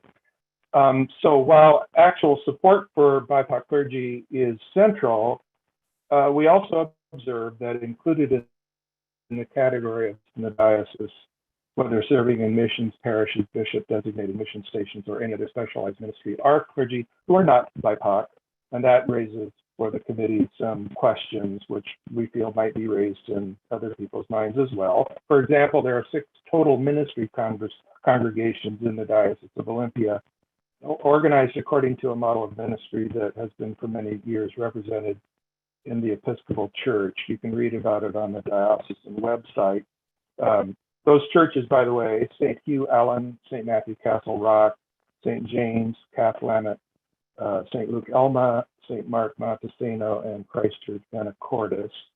The diocesan website explains that TCM clergy are unpaid volunteers, so many of them hold other jobs and are retired professionals. And our observation is they can do so because they have the economic security to be able to do that. So the questions raised by the resolution are practical. Given the current situation in which some clergy voluntarily work without stipend, what clergy must be paid and included in the pension fund and granted medical benefits as we go forward? In other words, it just raises a question, which I'm sure has an answer, but what's the future of total common ministry? If previously non-stipendiary clergy are to be compensated with salary and benefits, how will the funding for this change be assured? We assume the BIPOC Ministry Fund as a source of funding for those who qualify, but if previously non-stipendiary clergy who are not BIPOC are to be stipended and given benefits, where will that come from? And then thirdly, given the lack of mention in current churchwide and diocesan canons of the model of total common ministry and of bishop designated mission statements, what canonical provisions might need to be in place to ensure lasting and effective policy. We don't know if changes to the canons are indicated, but we think it's reasonable to just ask the question. And that question properly belongs to the Committee on Constitution and Canons for their consideration, advice, and possible recommendation. So we recognize, to wrap it up, the urgent need for a policy guiding compensation and benefits for BIPOC clergy and prospective BIPOC clergy. That's Black, Indigenous, people of color. We cannot settle on the finer points of the policy set by this resolution today, but that's why we have governance structure that has the following bodies to carry forth a sense of urgency on this topic. We have the Personnel Commission to develop their canonical responsibilities, to develop and recommend plans of action with regard to Personnel Commission matters. The Diocesan Council, which exercises the authority of convention between conventions and proposes budgets, and the Committee on Constitution and Canons, whose canonical responsibility is to recommend changes or additions to the Constitution and Canons. So we thank the Resolutions of Policy, Committee on Resolutions of Policy thanks the Circles of Color and the Diocesan Personnel Commission for bringing this matter before convention. We urge action as soon as possible to actualize support for BIPOC clergy. And here we had some further conversation and revised our recommendation so that it is clear which body is to be taking the lead in this matter. We had previously named 3.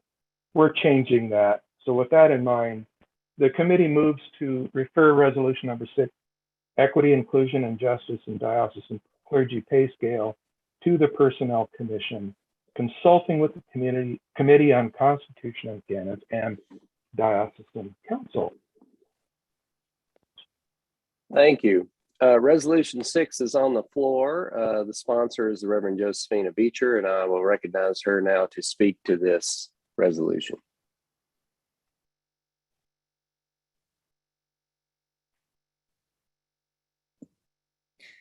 Thank you. I am the Reverend Josephina Beecher. I'm a retired priest. I attend St. Aidan's Episcopal Church on Camino Island, and I'm here speaking on behalf of the Circles of Color. This, as is stated in the written explanation accompanying this resolution, in this diocese, there is an unintentional discrepancy between how the majority of clergy are compensated and how some clergy serving primarily ethnic congregations are compensated. The Personnel Commission is tasked with creating policies for clergy compensation, and this resolution asks the Personnel Commission to include all priests in the policies which they create. There was never any intention to apply this to TCM congregations who are voluntarily serving without compensation. As I mentioned earlier, there are some priests leading ethnic congregations being paid $6,000 or $7,000 per year, while other priests are being paid over $100,000 per year. These ethnic clergy in ethnic congregations have all the responsibilities of any other clergy person leading a congregation and should be paid, at the very least, a living wage that will allow them to serve their congregation and support their families. We also asked the Personnel Commission to begin to look at ways to assure medical benefits and pension contributions for these affected priests. The third, I believe, resolved asks the bishop to be involved in that conversation with the church pension fund. That will be a somewhat difficult conversation and a not impossible conversation. We are asking the Personnel Commission to work to assure just compensation for all clergy leading congregations. Nothing in this resolution will interfere with the existing ability of parishes to negotiate salaries for their clergy or with the decision-making and funding processes for the bishop's office and staff for clergy positions in missions, designated mission stations, and other specialized ministries. We understand that some congregations have more disposable income than others, but we do believe that the spiritual needs of members of our churches should not be treated differently because of the differences in culture, race, or socioeconomic status of those churches. Nor are the material needs of the people we entrust with the care of those communities of less importance. We believe that the sense of the convention, which was expressed last year, and the desire of the bishop is to begin to fund ethnic congregations and the clergy serving them at a level which is equitable and just. The BIPOC fund set up last year is part of this and one source of funding, but we also need guidance and guidelines to put this into practice across the diocese.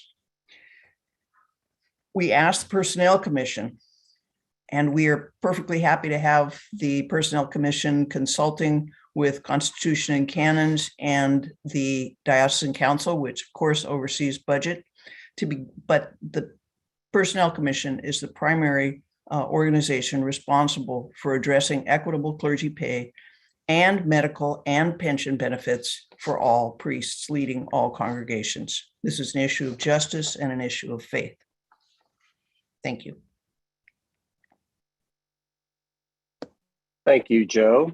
Resolution 6 is on the floor. It is a motion to refer, and that's what we will be discussing, debating, and at this point. So I ask, is there any discussion?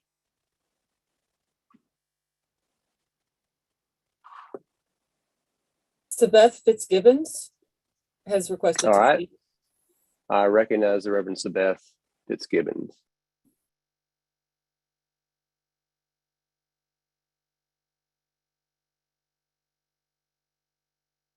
Am I live?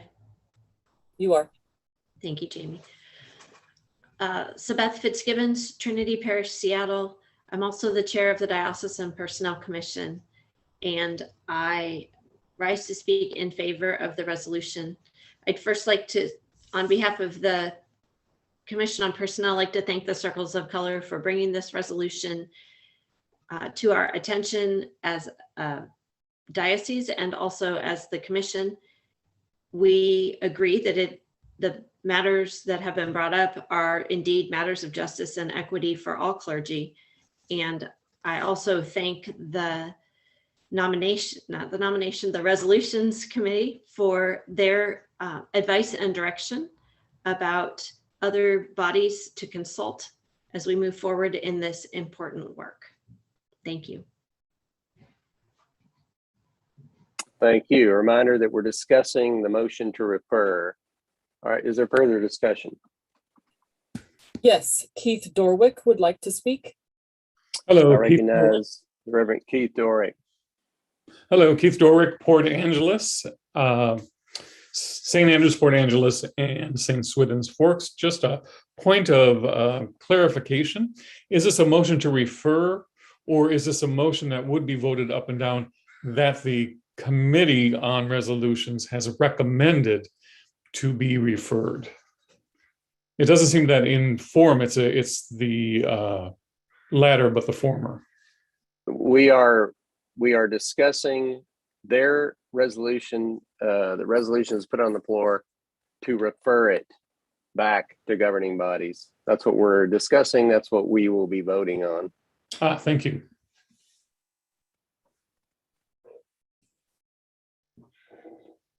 Further discussion? Yes. May Durack. All right, May Durack, I reckon.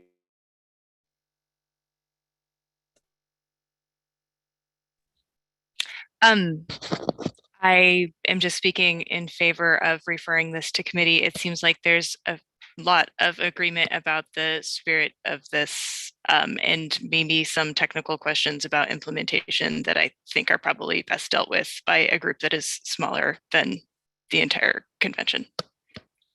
That's all. Thank you. Further discussion? I'm seeing none. All right, seeing none, we are going to go to a vote. We are voting on the motion to refer resolution number 6. You will need to go to vVoter so that we can you can see that. It's up there now. Polls are open.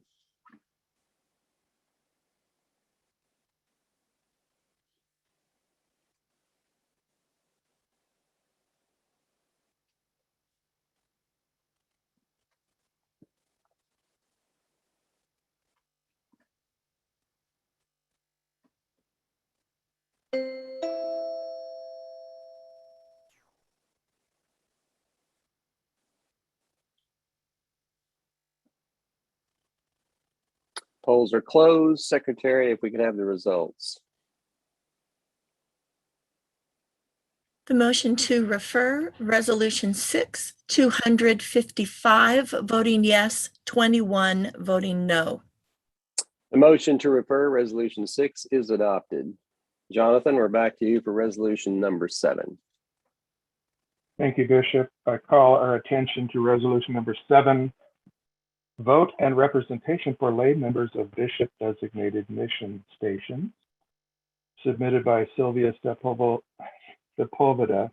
Sylvia, on behalf of the Diocesan Convention Committee on Nominations, and by the Reverend Rachel Tabor Hamilton on behalf of Circles of Color.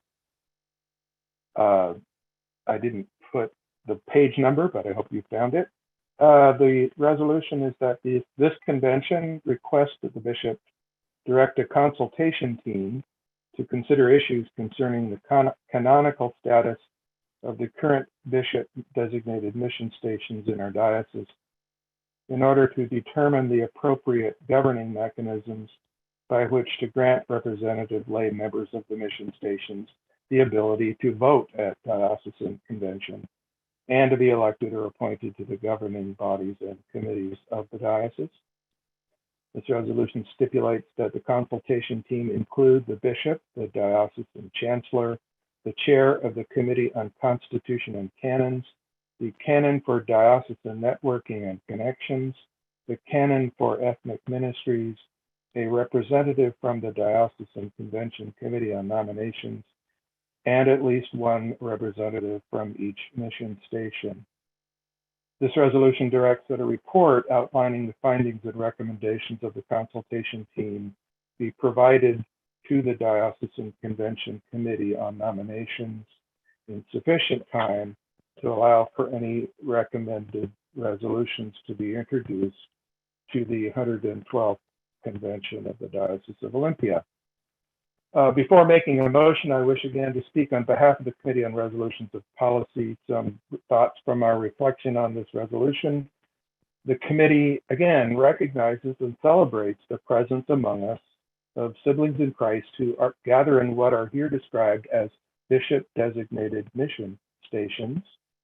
We also recognize that these bishop-designated mission stations have no mention within the canons of the Diocese of Olympia, which doesn't make them any less communities of faith in their diocese, but that's just a fact. Therefore, we find that the Committee on Constitution and Canons, whose canonical task it is to recommend changes or additions to the Constitution and Canons of the Diocese of Olympia, is the appropriate venue in which to address the need for canonical changes to assure equal status of vote and representation from mission stations. We also point out that the canons of the Diocese of Olympia specify the Committee on Constitution and Canons rather than the Committee on Nominations as the appropriate body to make recommendations for any resolutions which may be introduced at future conventions pertaining to such structural changes. Therefore, the committee moves to refer resolution number 7, vote and representation for lay members of bishop-designated mission stations, to the Committee on Constitution and Canons.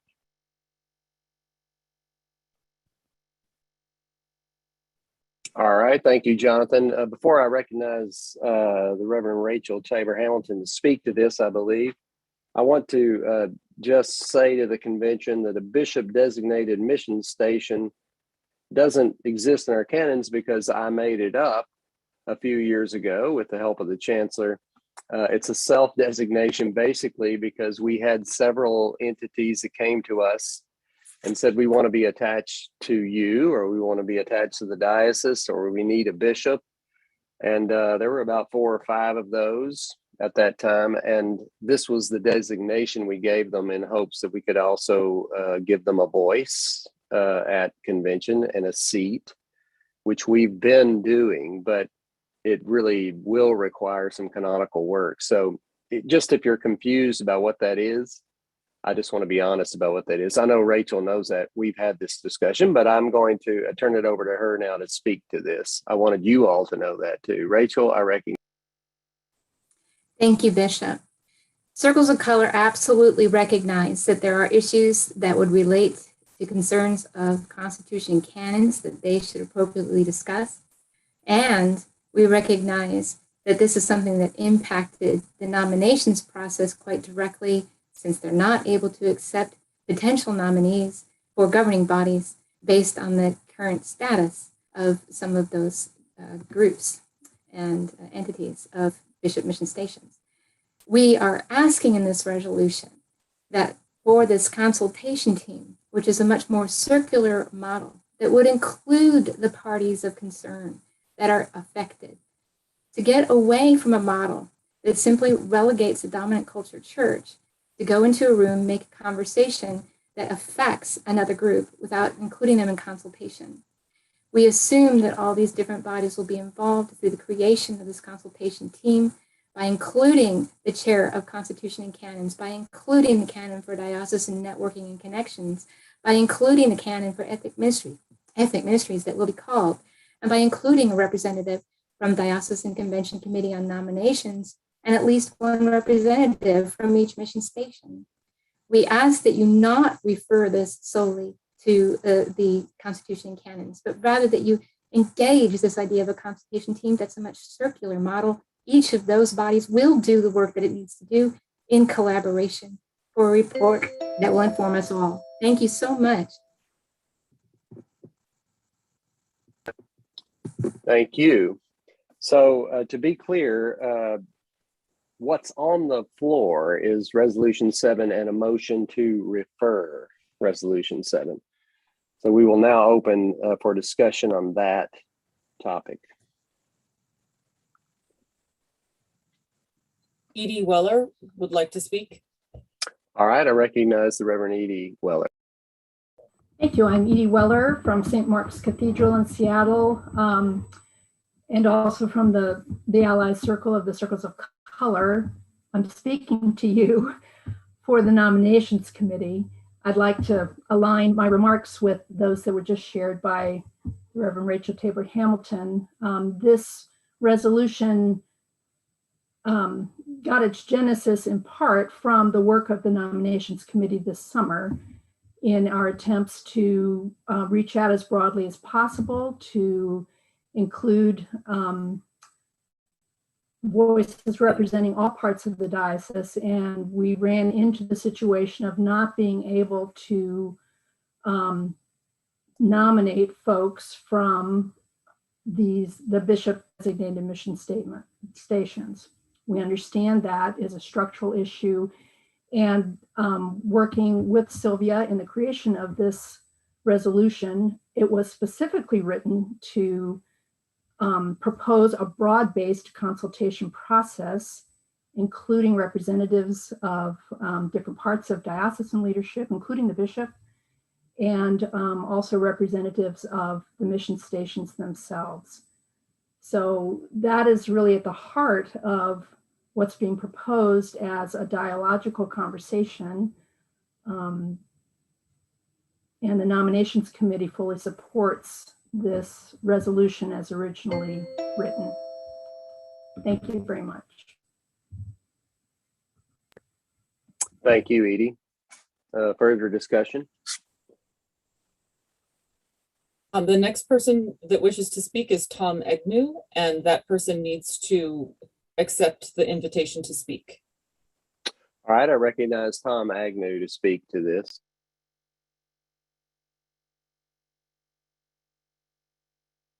Please unmute yourself, Tom.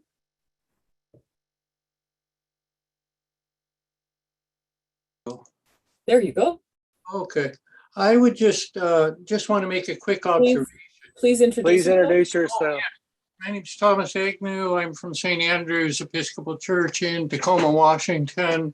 And I just make a quick observation that in favor of this, that some mechanism be worked out to allow broader participation of these communities. And just make the observation, if we're accepting any funding from them at all, even a nominal kind of assessment, essentially what we have right now is taxation without representation. They should be allowed to represent themselves. Thank you. Thank you. Further discussion?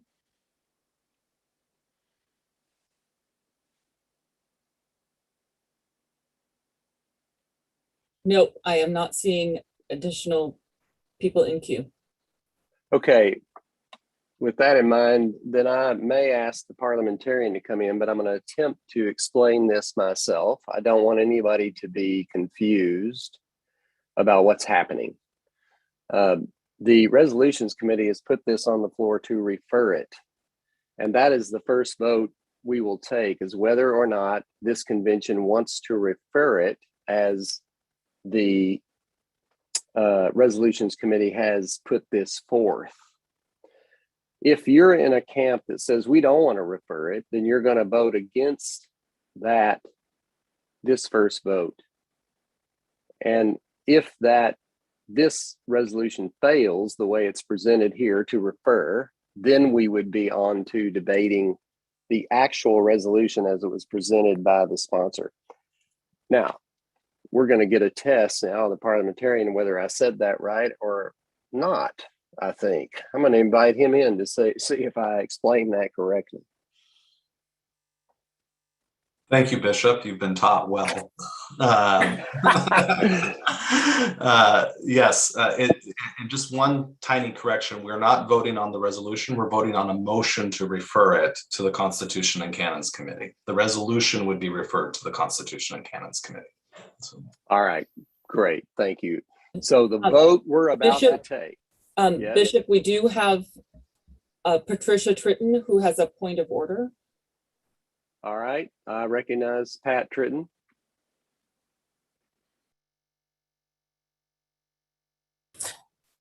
Sorry, Bishop, I wasn't sure how to, video, okay. Introduce yourself again, I'm sorry. Oh, of course. Every time. You'd think that we'd get it sooner or later. I'm Pat Tritton from St. Matthew San Mateo in Auburn, Washington.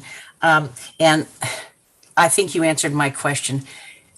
So this will go, the resolution will go for a straight up and down vote if the motion to refer fails. Is that another way of saying it?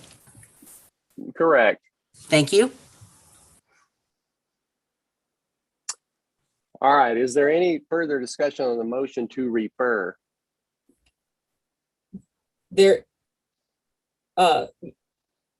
Yes, we do have another individual, Brian Wheeler,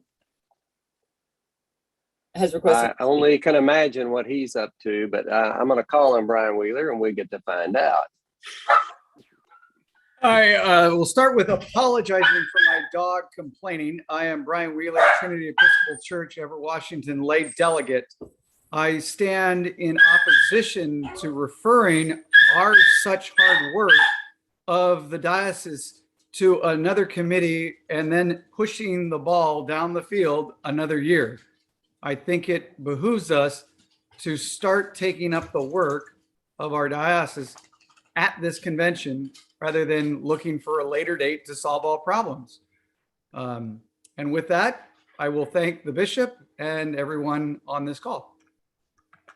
Thank you, Brian. And I think the dog's for it too. It stopped as soon as you were, I don't know. Interesting. Okay. Further discussion. R.C. Laird would like to speak. All right. I recognize the Reverend R.C. Laird.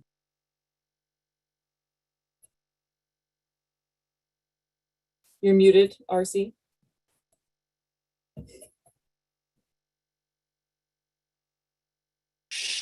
There, the Reverend R.C. Laird, St. John's, San Juan, Olympia. I have a question of the chair, and I may well be out of order, and I will own that up front. I wanted to ask that if in the chair's opinion, there is a difference, a substantive difference between voting to refer and voting to adopt, seeing as how the resolution asks the bishop to direct the bodies of the organizations in the diocese.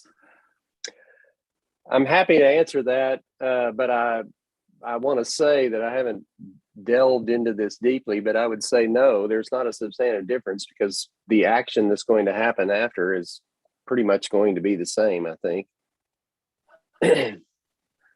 We're going to do, we will do the work as it's defined, no matter really how this goes, is what I would say. All right, further discussions.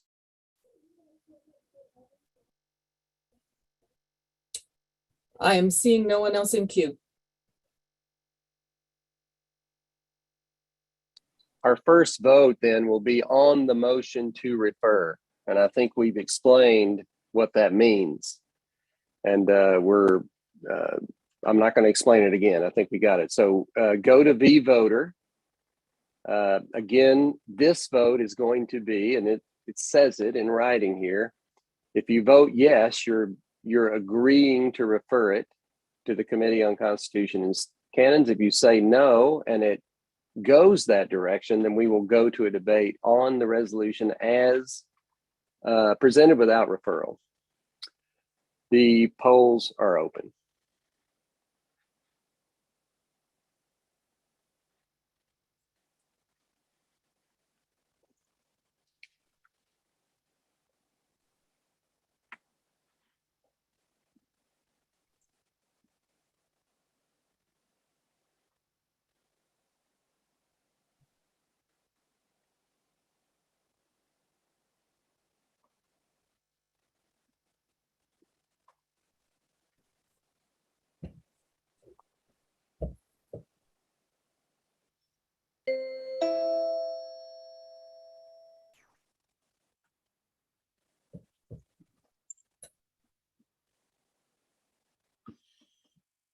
Polls are closed.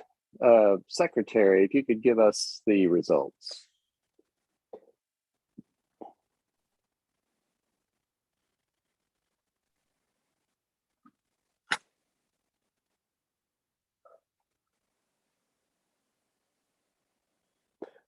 I will read these. On resolution 7, the motion to refer, yes, 158, and no, 123. Resolution 7, the motion to refer is adopted. Jonathan, we'll come back to you. No, actually, here's what we're going to do, and I think it's probably much needed. We're going to take a break. This shows a 10-minute break, but I'm going to ask that we take a 5-minute break. So be expedient with that. 5 minutes, which I show that it's 4:10. So let's come back at 4:15 and we will begin again, 4:15. So we will take a break for that time and we'll see you back in 5 minutes.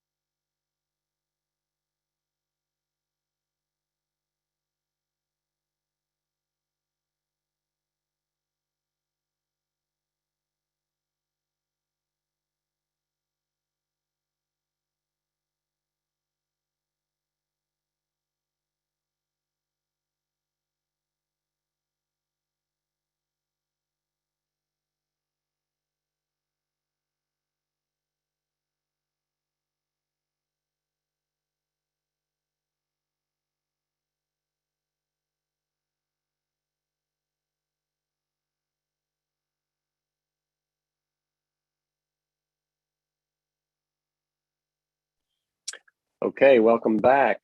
We are going now. See, let me make sure I'm right about this. We're going to hear an update from the Personnel Commission on its work on equity and inclusion in our clergy salary scale. And they too have prepared a video. And so I would ask that that video be played now. Hello, bishops, convention delegates, and clergy colleagues. My name is Sabeth Fitzgibbons, and I'm the priest in charge at Trinity, Seattle. I'm also the chair of the Diocesan Commission on Personnel. This report on clergy salary equity represents just a portion of the work of the Commission this year. I invite you to read the report published in the convention documents to learn more about the full scope of our work supporting lay employees and clergy. For a long time, clergy in the Episcopal Church were typically men who held full-time positions. In the last few decades, we have seen a marvelous diversity of people ordained to ministry. Our clergy now include people who often do not have the power and influence assigned to our historical clergymen. We have acknowledged the gifts of clergy who identify as female or gay or Hispanic, but have we fully embraced our diversity in terms of leadership positions and compensation? Before we get to the questions and the data, let's clarify some of the language we will be using.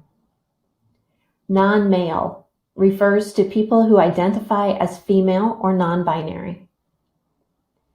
LGBTQ includes people who identify as lesbian, gay, bisexual, transgender, queer, and other sexual orientations and identities that are not heterosexual. BIPOC stands for Black, Indigenous, and People of Color. These shorthand titles and abbreviations help us talk about groups of living, breathing people, clergy we know and love. For this report, we are focusing on 3 of many questions about equity. 1, in the United States, women make about 80 cents for every dollar paid to men in the same jobs. Does that hold true among our diocesan clergy? 2, assisting clergy are paid on a lower scale than those in charge of congregations. Are non-male, LGBTQ, and BIPOC clergy proportionally represented as clergy in charge? And 3, are non-male, LGBTQ, and BIPOC clergy more likely to be paid part-time salaries? For our analysis, we used salary data from Church Pension Group, and a survey of diocesan clergy gathered additional personal data. The data represented here were collected in early 2021. We know that clergy transitions are happening all the time, and we acknowledge that some of these numbers have changed in recent months.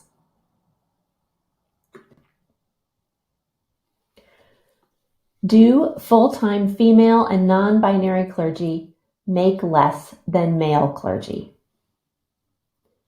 The graph on the left shows that in this diocese, on average, full-time non-male clergy make 85% of what their male colleagues make.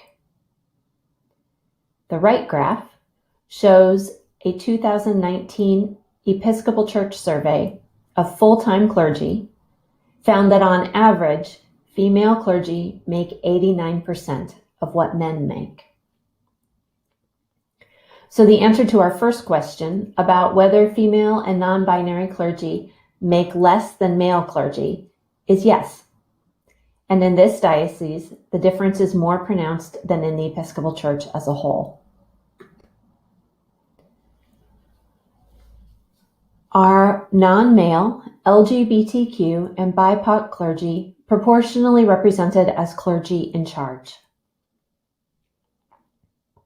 Among clergy representing or working in congregations known as parochial clergy, 49% identify as male and 51% as female or non-binary.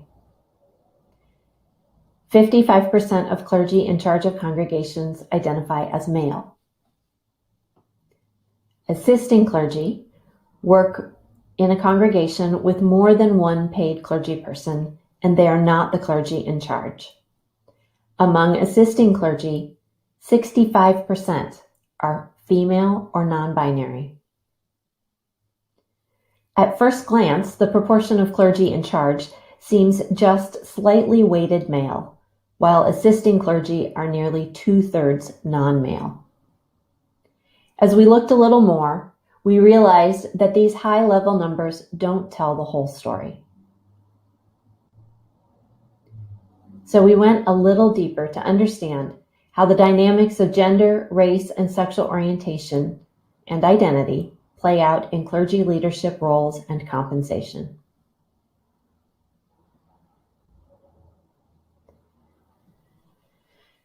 A-size congregations are very large. B-size congregations are large. C-size congregations are medium. In large congregations, female and non-binary clergy are twice as likely to be in charge. However, there's a significantly higher percentage of men in charge in very large and medium congregations.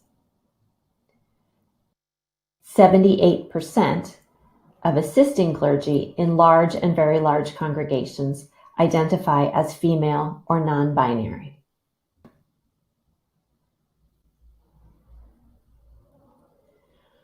Overall, 10% of paid clergy identify as Black, Indigenous, or persons of color, 7% of in-charge clergy, and 18% of assisting clergy. Overall, 26% of paid clergy identify as lesbian, gay, bisexual, transgender, or queer, 18% of in-charge clergy, and 47% of assisting clergy. Clergy who identify as LGBTQ or BIPOC are 2.6 times more likely to be assisting clergy than in charge of congregations of any size.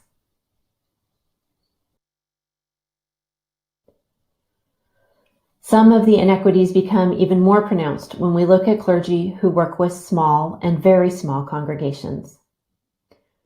Small and very small congregations account for 3/4 of congregations in our diocese. 58% of paid clergy serve small and very small congregations. That number includes 67% of LGBTQ identified clergy and more than half of BIPOC identified clergy.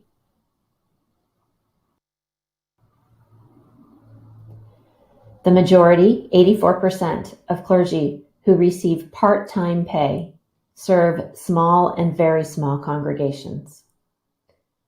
Clergy who receive part-time pay are 52% female or non-binary, and part-time clergy include 43% of BIPOC clergy in the diocese and 50% of LGBTQ clergy. 7 of the 10 lowest paid clergy identify as LGBTQ. So what did we discover about our original questions? We found that in this diocese, full-time female and non-binary clergy are paid 85% of what male clergy are paid, better than the national average, but less than the Episcopal Church average. In terms of diversity among clergy in charge, while female and non-binary clergy are 45% of in-charge clergy, they are also 65% of assisting clergy. 7% of clergy in charge identify as BIPOC, and 18% identify as LGBTQ. BIPOC and LGBTQ clergy are 2.6 times more likely to be assisting clergy than in charge clergy. And when it comes to part-time pay, LGBTQ clergy are 40% more likely, and BIPOC clergy are 70% more likely to be paid part-time. Female and non-binary clergy were equally split between full-time and part-time.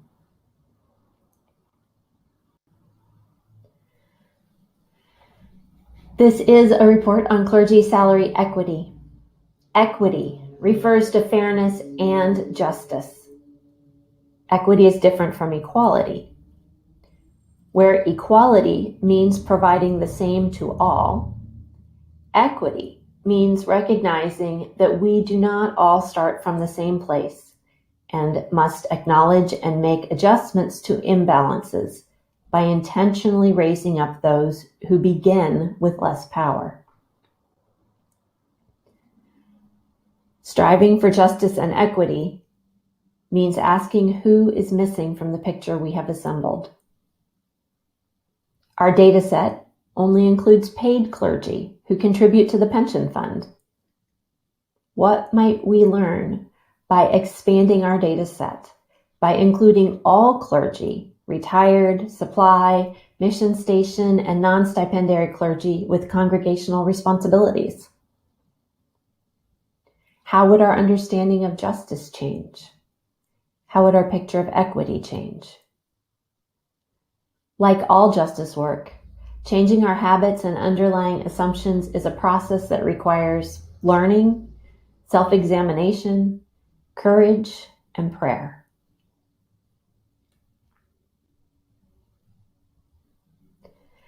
As anticipated, our clergy salary equity analysis opened far more questions than it answered.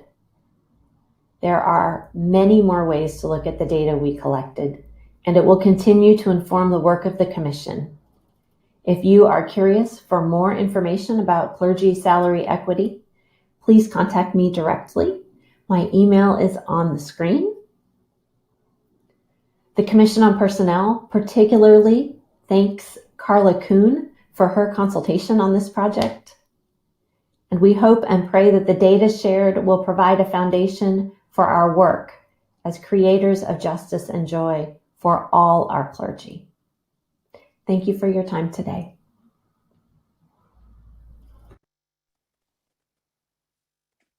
Thank you, Sabeth. Very, very important work, and all the work you do, because as important as this is, the Personnel Commission does so much more. And so we thank you and we thank your committee members for that report. We're going to go back to Reverend Jonathan Weldon and the resolutions report as we continue with resolution number 8.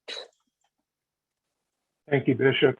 I call our attention to resolution number 8, Peace in the Holy Land, Striving for Justice, submitted by the Bishops' Committee for Justice and Peace in the Holy Land, Diocese of Olympia. Located on page 10 of section D2. This resolution is that the 111th Convention of this diocese urge education in congregations about Israel's ongoing military occupation of the West Bank and blockade of Gaza, and Israel's separate, inequitable laws and unequal treatment of Palestinians, listening to the voices of Palestinians and encouraging travel to the Holy Land. This resolution also directs the Secretary of Convention to provide copies of this resolution and explanation to congregations for the purpose of raising awareness, facilitating education, encouraging discussion, and promoting advocacy in both church and secular circles on behalf of Palestinians whose voices are not being heard. This resolution stipulates that the Bishops' Committee for Justice and Peace in the Holy Land serve as a resource to congregations in this work and as a source for educational materials, curricula, films, speakers, and guidance. Before making a motion, I just wish to speak personally that I observed that a vote in favor of this resolution seems to me to commit each of us individually to this urgent action, because the responsible party in the resolution is the convention, and I take that as me. I move resolution number 8, Peace in the Holy Land, Striving for Justice. The committee does not offer an opinion. All right, thank you, Jonathan. Resolution 8 is on the floor. I'm going to recognize Stacy Anderson, the sponsor of this resolution, to speak first, and then we will have discussion. I recognize Stacy Anderson.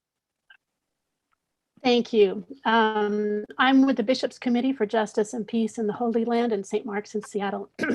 Greetings to each of you, first of all, from the Bishops' Committee. Our work here is built on 3 foundational elements I want to address. The first is that the situation for Palestinians is extreme.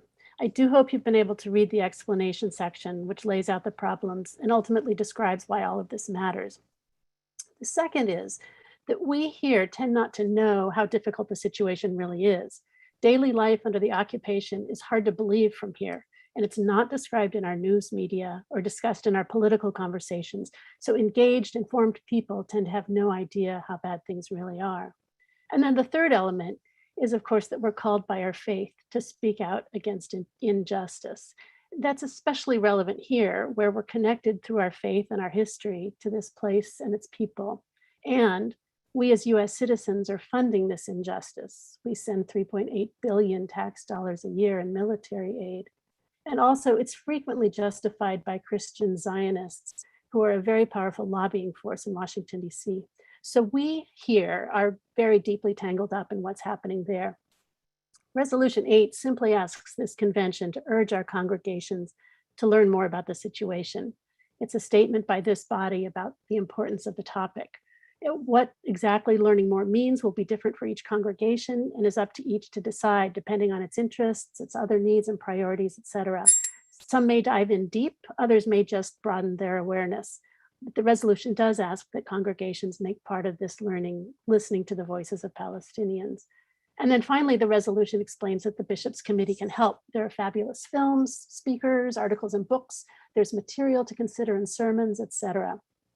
In the meantime, the injustice there is happening as we watch in our holy land with our tax dollars, often justified publicly by fellow Christians. Time. So let's learn more about it. Thank you. Thank you, Stacy, very much. Resolution 8 is on the floor, and we are ready for any further discussion.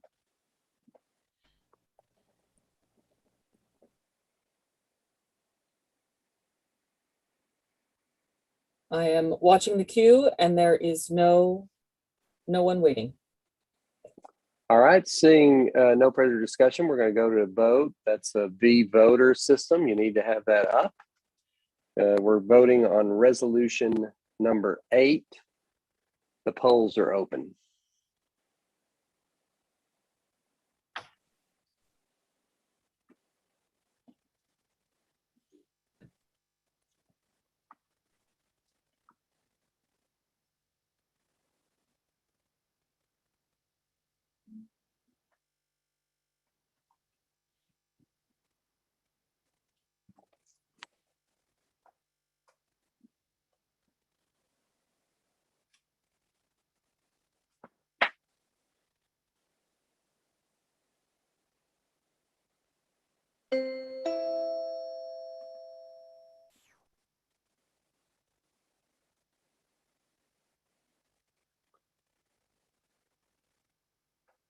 All right, polls are closed. Secretary, can you give us the vote? Bishop? Yes. Several people mentioned that they were struggling to vote. Parliamentarian, do we have sufficient voters? Quorum has voted. Thank you. Very good. With the on resolution 8, voting yes, 217, voting no, 37. Resolution 8 is adopted. Jonathan, we will call on you now for Resolution 9.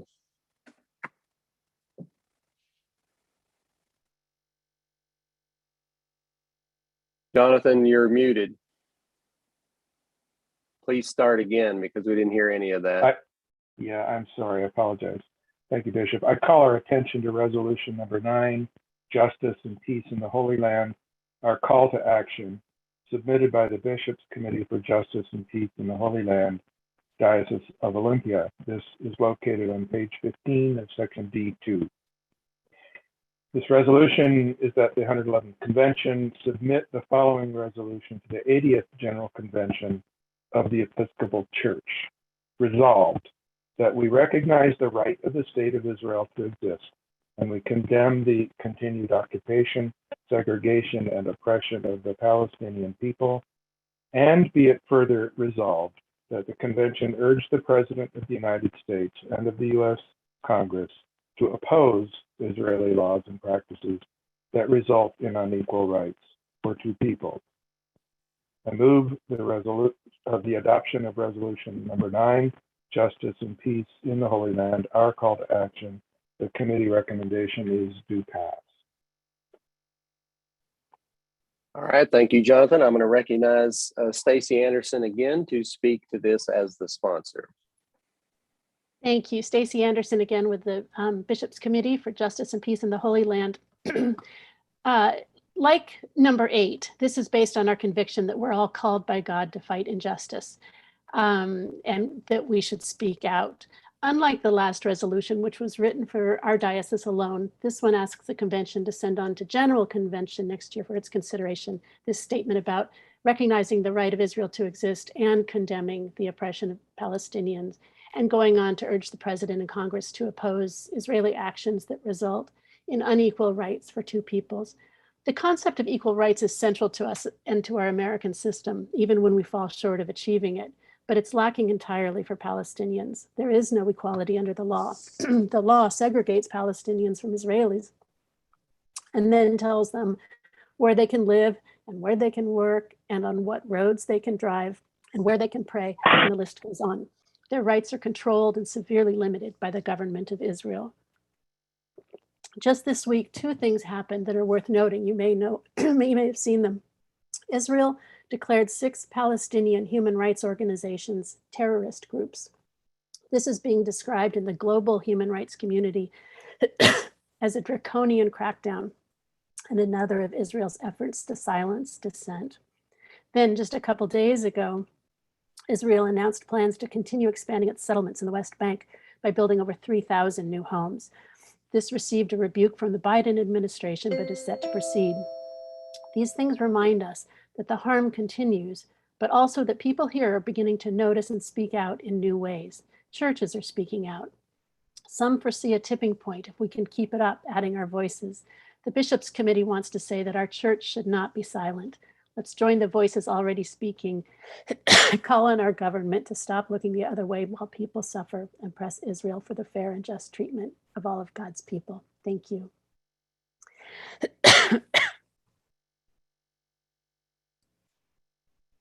That was exactly 2 minutes. Way to go. All right. Resolution 9 is on the floor, and we're ready for any further discussion. I'm monitoring the queue and there are no individuals waiting. All right. We'll wait just a little longer, but I'm going to urge you all to get to the V voter site so we don't have any struggles with that, because we are going to vote on resolution 9, and we have some votes coming up after this that are going to be fairly rapid coming at you. So please get to V voter. I'll ask one more time, dispatch, anybody for discussion? Nope, there is no one waiting. Seeing none, we are going to the poll and the vote. It's before you. The polls are open.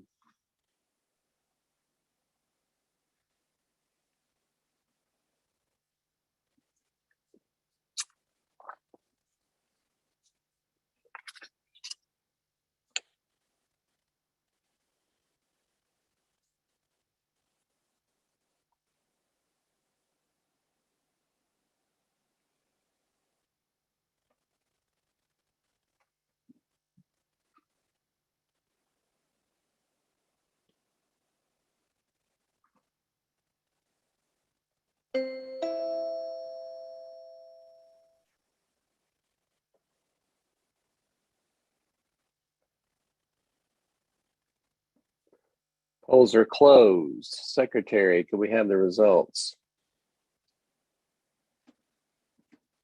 On resolution 9, yes votes 244, 19 no votes. Resolution 9 is adopted. This concludes the resolution submitted prior to the 45-day deadline. We have one resolution that was submitted under Canon 4, Section 7, more than 48 hours in advance of the convention, and we're going to take that resolution after this next report. I want to thank Jonathan Weldon. We probably will see him again because of that resolution that's coming, but I just want to thank him and the committee for all of their excellent work for resolutions. Thank you, Jonathan. We're going to move now to the report on Constitution and Canons. Without objection, we're going to hear this report and vote on it in 3 different sections. So this is how it's going to go. The first will be a first vote on changes to the Constitution. The second section will be those things that need a second vote on changes to the Constitution. And our third section will be to vote on canonical changes on canon. So if there is an objection, we will then go through the report item by item. If you object, please type your name, congregation name, and city and role at this convention into the chat.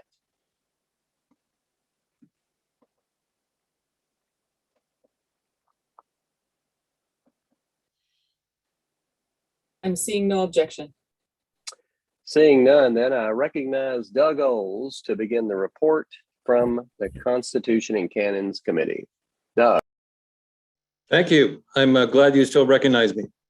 I was, as you know, this is the time in the day when the shadows are lengthening and we begin to contemplate the inevitable and unavoidable loss of daylight savings time. And in the midst of that dark moment, there are many people who doubtless would like to have a sort of a spiritual, refreshing time.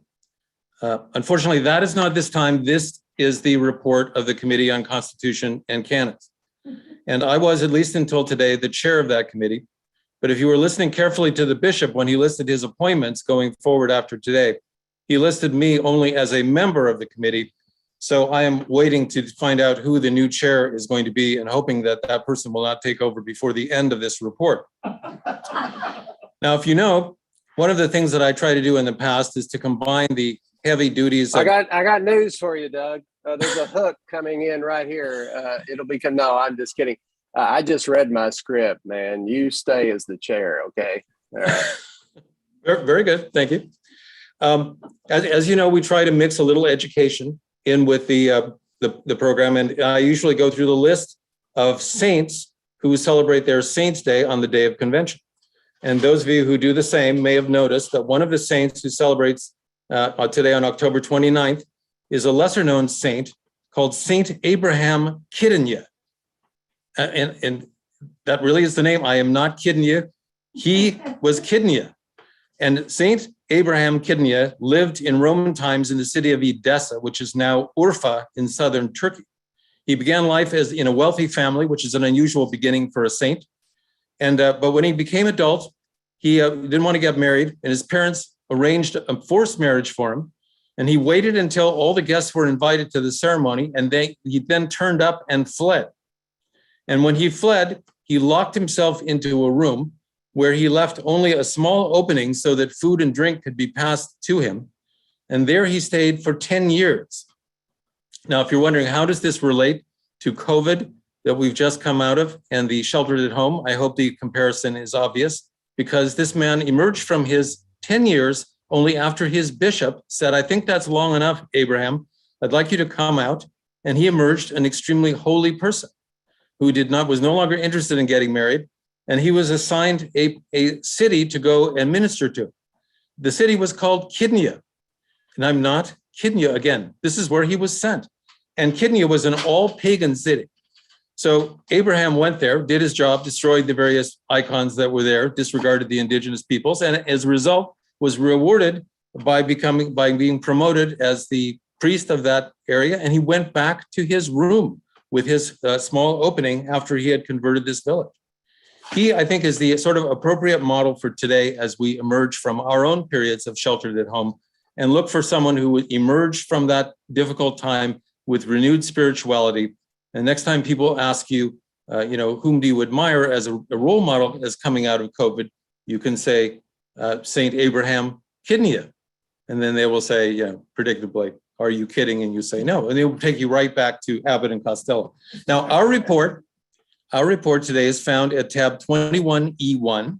In the good old days, you used to get a green card that you could use to vote yes on, and a red card that you could use if anyone proposed amendments from the floor. But today there is no floor.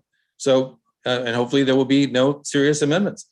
What we have is 3 categories, as the bishop said, 3 categories to vote on. And I also have to mention that over the past 15 years, those of you who've kindly studied our reports every year and taken them home with you to share them with your families, you may have noticed that every year we were advancing slowly through the canons, numerically, starting at number 1 and going up through the end. Last year at convention, we finished. We managed to get through all the canons. This now leaves us in the unfortunate position of running out of material. So it's unclear whether you will actually see us again next year. But then there is the wonderful example of Penelope, the wife of Odysseus, who, as you'll recall, was weaving together a wedding gown, but then at night, or for a 3-year period, unwove it, so there would always be something to do again in the next year. And she is the person to whom I look for inspiration in next year's Canons Committee. Now, again, the first set of Constitution changes are ones that are new this year. Changes to the Constitution have to be voted on in 2 consecutive years. So as I always tell people, when you're hearing it for the first time, it's easy to vote yes because you have a whole other year to think about. So you can kind of let it go. Now, in Article 1, if you have your thing in front of you, we are taking out the reference to the Episcopal Church in the United States of America, because as you know, we have now expanded. We now take into account churches outside the United States in places like Ecuador and Haiti, which sort of logically are attached to the United States. And that's one of the corrections. There is also a reference in Article 3. There's a small clarification about the point saying that the authority of the diocese is exercised by the bishop as it may be assigned to a bishop coadjutor, if there is one, or to convention and standing committee. It's just a wording clarification. Article 4 of the Constitution, we have a first reading, of a new section 5. The sections 2 through 4 basically allow for the bishop to be either leaving physically or leaving mentally from time to time. And during those various situations, there is a need for a temporary replacement. And so these sections of Article 4 provide for that. Again, if there's a coadjutor, that's who does it. If there's a suffragan, then that's who does it. And this new section 5 makes clear that if neither of those two available and the bishop is still on holiday, then authority eventually passes to the standing committee. That's what that is. In Article 5, again, there's a small technical change in the reference to St. Mark's Church. Instead of saying that the church is the church of this diocese, it now says St. Mark's Parish is the cathedral of this diocese. And there's also a small change to Article 10, which has to do with the elections for standing committee, which says that normally you can't run to succeed yourself, but if you only serve a short term of only 2 years, then you are allowed to succeed yourself and run again for a second time. Those are the changes for the first time to the Constitution, and I would move their adoption. By the way, you understand that although they have to be passed by both orders, this fancy computer system we have this year is capable of doing that with a single vote. So that is what is set before the convention right now. Thank you, Doug. This is our first section. As he said, a first vote on changes to the Constitution. When and if we pass these, then they will come back for yet a second vote next year. So those that he just presented to us are on the floor. Is there any discussion? There is no discussion. All right, seeing none, we will go to the V voter. And as Doug said, this is a vote by orders, and this will handle it for us. So I ask for that poll to be put up, please. Should the changes to the Constitutions, all these various articles, be accepted on first reading? Polls are now open. I'm timing, Bishop. Okay, thank you.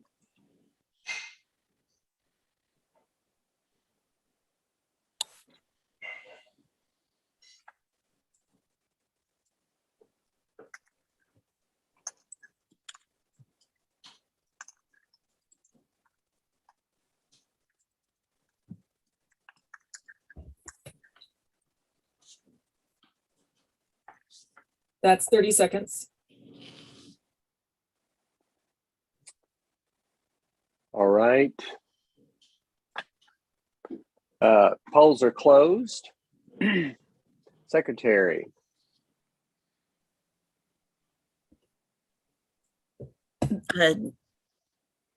Yes. Should the changes to the Constitution be accepted on first reading? The vote results are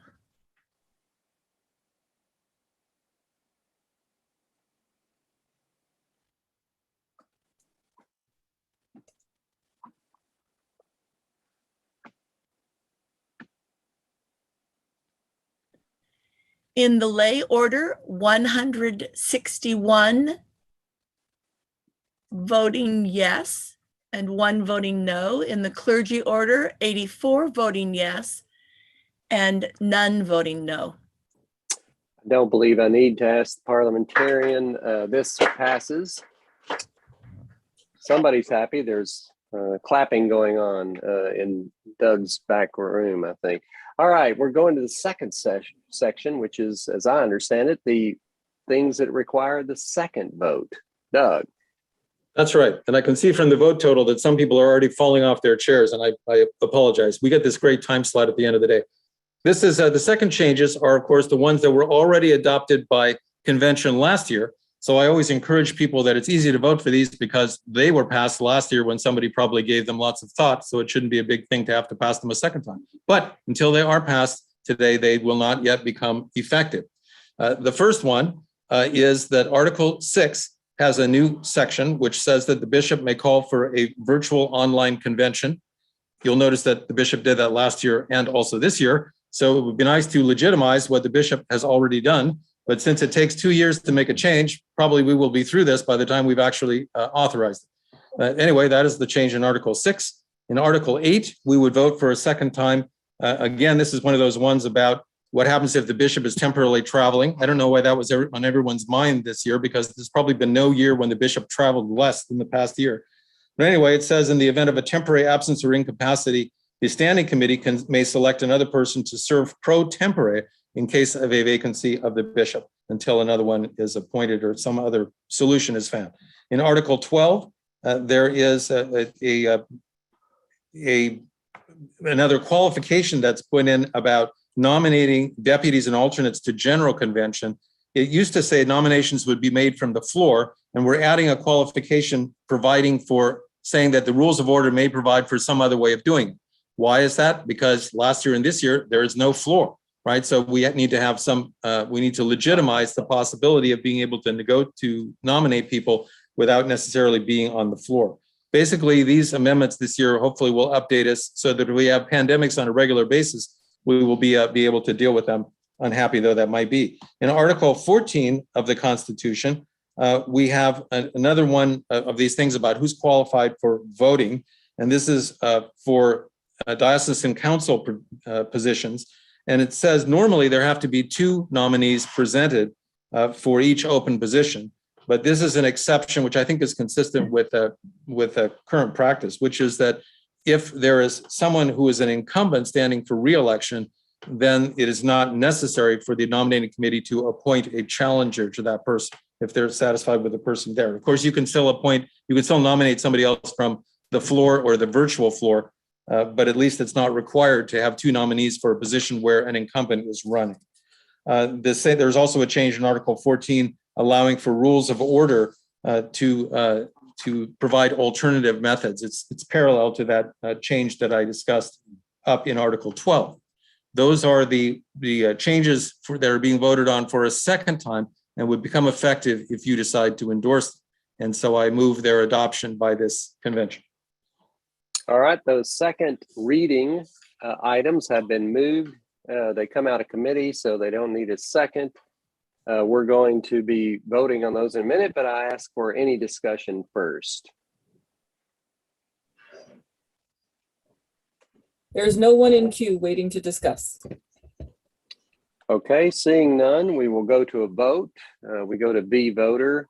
We will find this there. This again is a vote by orders.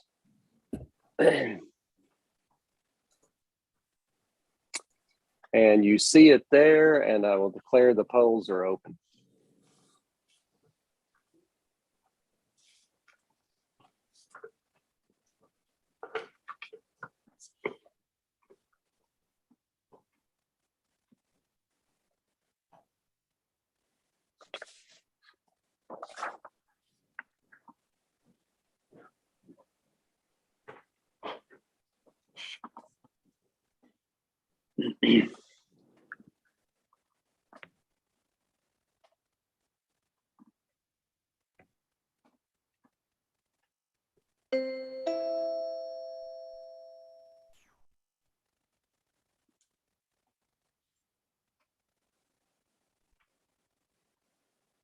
All right, polls are closed. Secretary, can we see the results?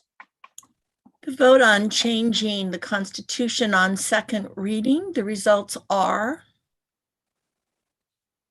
162 lay delegates voting yes, 2 voting no, 84 clergy voting yes, none voting no.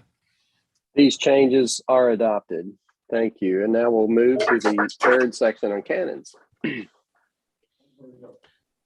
Now we have a set of changes to the canons, which only have to be approved by one vote at convention, which will hopefully be yours.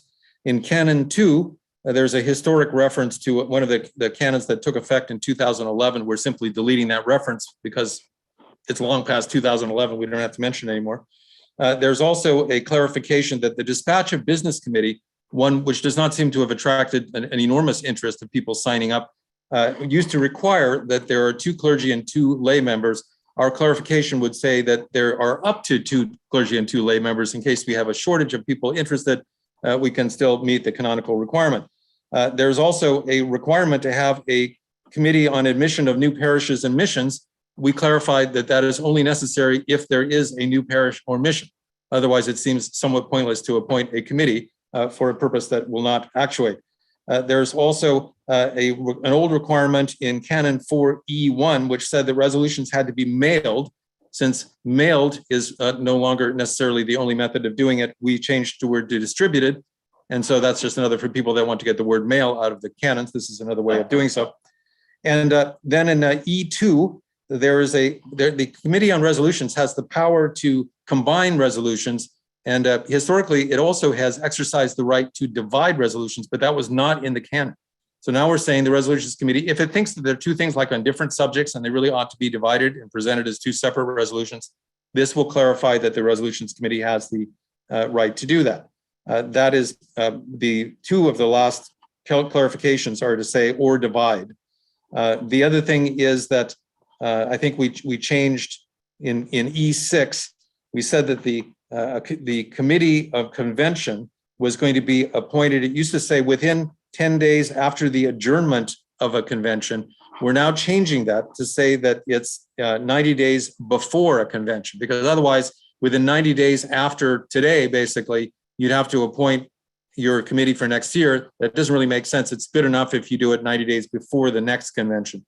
So those are the canons that we have in mind. They basically are all aimed at allowing a little flexibility of keeping up with the possibility that we have non-live conventions and for the reasons stated. So for that reason, I move the adoption of these canonical changes to canons 2 and 4. Thank you. The canonical changes to canons 2 and 4 are on the floor. Is there any further discussion? There is no one waiting to speak to. Okay, we're going to the V-voter system. We'll vote on this just as we have the others. As soon as the poll is up, we'll open up this vote. The polls are now open.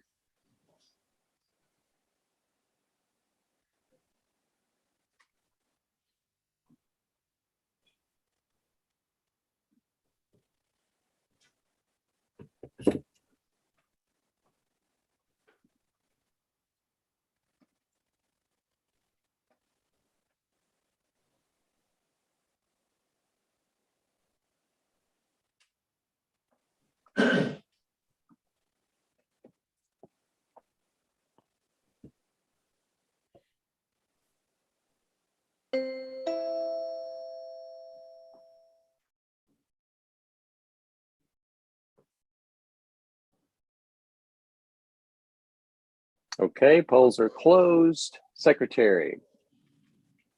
Regarding changes to Canon 2.4b, 4a, and 4c, should those be adopted, voting yes from the lay delegates, 164, for and none against. Among the clergy, 80 voting yes and 1 voting no. These changes are adopted. Let's thank Doug Oles, the Constitution and Canons Committee, and I think he's got a cheering section that's with him, so they'll cheer him on. But I assure you, we all are, Doug, and thank you for your work. We're going to. Not kidding him.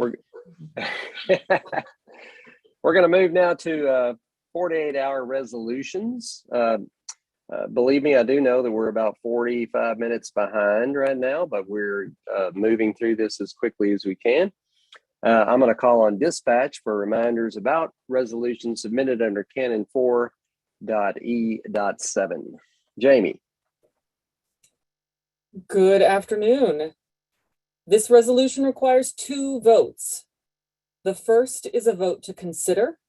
If the vote to consider passes, then the resolution is placed on the floor by the resolutions committee, followed by a discussion and a second vote to approve or reject the resolution. Very good, thank you. So the first vote is just whether this convention wants to consider this resolution. So we'll be voting on that first. And let's see. Yeah, we have to first consider it, and then we will, if that passes, then you will hear from the sponsor and we will debate the actual resolution itself. So if you go to V Voter, we're going to vote first on considering this resolution at this convention. And the polls are open.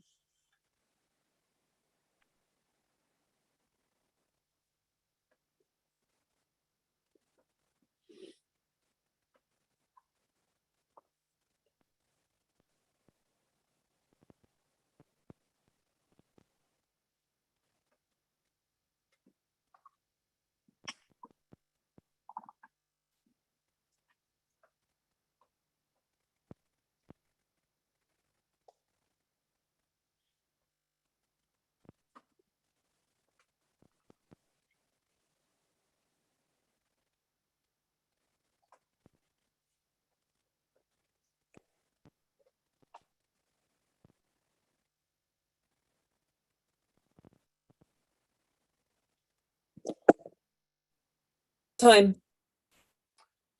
All right, polls are closed. Secretary. The vote to consider the additional resolution, 170 voting yes, 54 voting no. Very good. The motion to consider is adopted, and we will now put the resolution on the floor, and I'll call on Jonathan Weldon one more time to do that for us.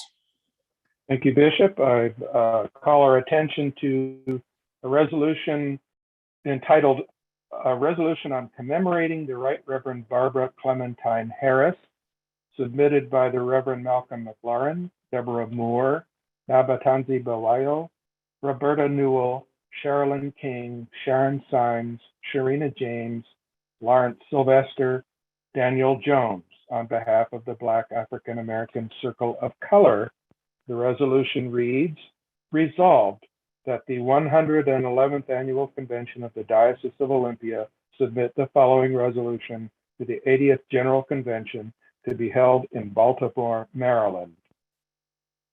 And this is what will be submitted to that convention. Resolved, the House of Bishops or the House of Deputies, concurring that the 80th General Convention include and enter Barbara Clementine Harris, the first female bishop in the Anglican Communion, to the calendar of the church year to be celebrated on March 13th. I move this resolution. The committee's recommendation is do pass. Thank you, Jonathan. This resolution, number 10 now, is on the floor. And I'm going to call on the Reverend Malcolm McLaurin to speak for the sponsors. Hello, Malcolm McLaurin, clergy curate at the Church of the Holy Cross in Redmond. I thank you for your time at the end of a long day. As said before, this resolution invites the Diocese of Olympia to join with dioceses around the church and the Union of Black Episcopalians in presenting to the 80th General Convention this request to honor Bishop Barbara Clementine Harris, by celebrating her witness and ministry on the day of her death and including her in the great cloud of witness in our church calendar on March 13th. Barbara Clementine Harris was ordained a deacon in 1979 and a priest in 1980, consecrated in 1989 as Bishop Suffragan of the Diocese of Massachusetts. As stated before, she was the first female bishop and the first African-American bishop in the Anglican Communion. Retiring in 2002, she remained an active member in the Episcopal Church. She's known for her dedication to social justice and inclusion, which were always a part of her ministry. Her vitality, candidness, and her passion, compassion, and kind-heartedness were among her many traits. For many, she was a prophet and a champion of God's justice and witness to God's grace. And Bishop Harris was a leading example of Christian faith and witness. In a church that, in spite of being a part of a system that often told her, no, not yet, she continued to answer God's call for her with a resounding yes, now. And this is a yes that she's proclaimed throughout the church for others to live into their baptismal covenant. Thank you for your time. I hope you would consider. Thank you, Malcolm. I can tell you all, I'm going to take a little bit of privilege here and just say that probably the highlight of my very first House of Bishops meeting was meeting Barbara Clementine Harris. And I'm just so thankful for many good years that we were in the house together and that she did become a friend. And what I will always remember is after long days in the House of Bishops, sitting at a table with Barbara and having her regale us with jokes. And I can tell you they were great jokes. And I don't think she ever told one that I'd ever heard before. So I don't know how many she had, but she could always bring smiles to all of our faces, and she is dearly missed. So this resolution is on the floor, and it is open for further discussion. There is no one waiting to discuss. All right, seeing none, we're going to go to the V voter system, and we're going to vote on resolution number 10.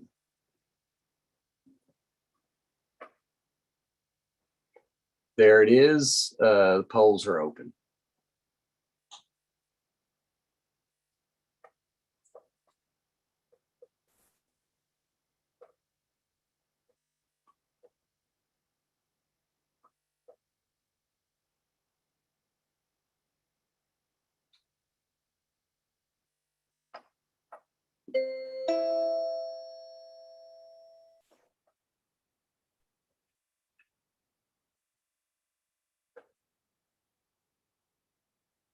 Thank you. The polls are closed. Somebody just mentioned her last name is not on here, but don't worry. The resolution itself is properly, it's not on this either, but I can promise you the resolution is right.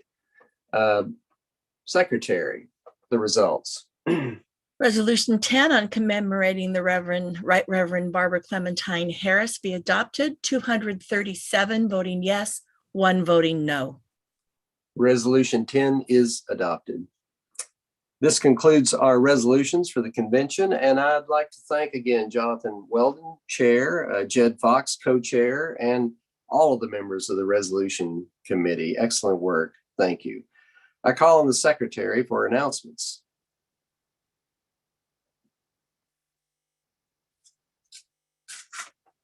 I have no announcements. Wonderful. I know.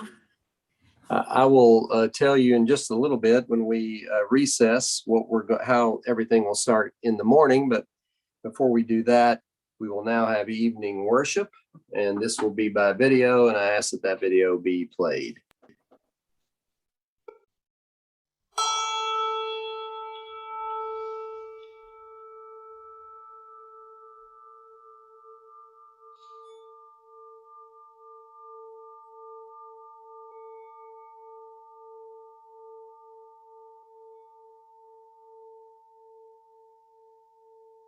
Oh God, it has been a long day of work being your church. doing necessary and important business, listening to and learning from one another. We are tired. By your grace, you have called us to a goodly fellowship of faith. Grant that your word may be truly preached and truly heard, your sacraments faithfully administered and faithfully received. By your Spirit, fashion our lives according to the example of your Son, and grant that we may show the power of your love to all those among whom we live. Through Jesus Christ our Lord. Amen. Our help is in the name of the Lord. If the Lord had not been on our side,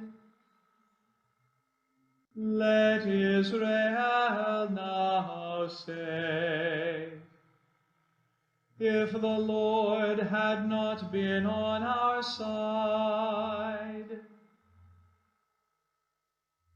when enemies rose up against us, then would they have swallowed us up alive. In their fierce anger toward us, then would the waters have overwhelmed us, and the torrent gone over us. Then would the raging waters have gone right over us. Blessed be the Lord. He has not given us over to be a prey for their teeth. We have escaped like a bird from the snare of the fowler. The snare is broken, and we have escaped. Our help is in the name of the Lord, the maker of heaven and earth. Our help is in the name of the Lord.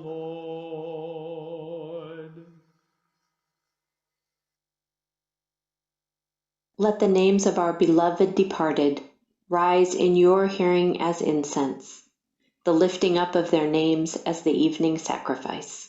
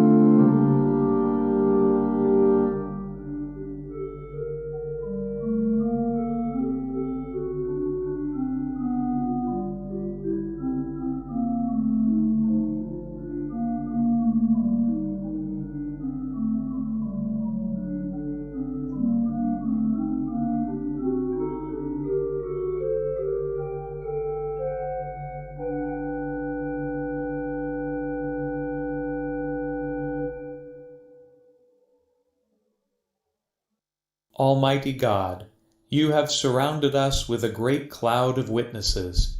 Grant that, encouraged by the good example of these your servants, we may persevere in running the race that is set before us, until at last, with all your saints, we attain to your eternal joy. Through Jesus Christ, the pioneer and perfecter of our faith, who lives and reigns with you and the Holy Spirit, one God, forever and ever. Amen. But even if you do suffer for doing what is right, you are blessed. Do not fear what they fear, and do not be intimidated, but in your hearts sanctify Christ as Lord. Always be ready to make your defense to anyone who demands from you an account of the hope that is in you, yet do it with gentleness and reverence. Keep your conscience clear, so that when you are maligned, those who abuse you for your good conduct in Christ may be put to shame. For it is better to suffer for doing good, if suffering should be God's will, than to suffer for doing evil. For Christ also suffered for sins once for all, the righteous for the unrighteous, in order to bring you to God. He was put to death in the flesh, but made alive in the Spirit, in which he also went and made a proclamation to the spirits in prison, who in former times did not obey, when God waited patiently in the days of Noah during the building of the ark, in which a few, that is, 8 people, were saved through water. And baptism, which this prefigured, now saves you, not as a removal of dirt from the body, but as an appeal to God for a good conscience, through the resurrection of Jesus Christ, who has gone into heaven and is at the right hand of God with angels, authorities, and powers made subject to him. We give thanks for all who have been baptized into newness of life in the past year.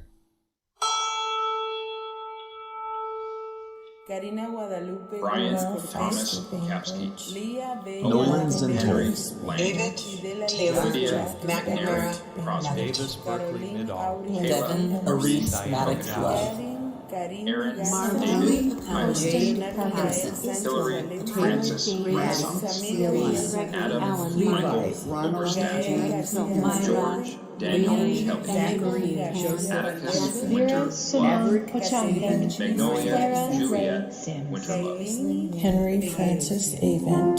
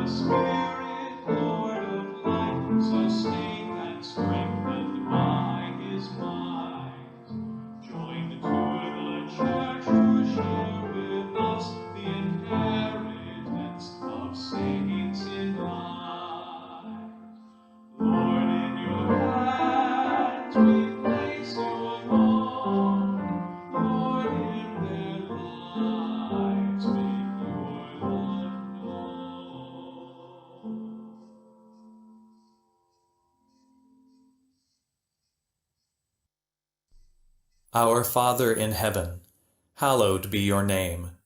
Your kingdom come, your will be done, on earth as in heaven. Give us today our daily bread. Forgive us our sins, as we forgive those who sin against us. Save us from the time of trial, and deliver us from evil. For the kingdom, the power, and the glory are yours, now and forever. Amen. Visit this place, O God, and drive far from it all snares of the enemy. Let your holy angels dwell with us to preserve us in peace. And let your blessing be upon us always, through Jesus Christ our Savior. Amen. Holy God, beyond us, beside us, and within us, bless us and keep us. Amen.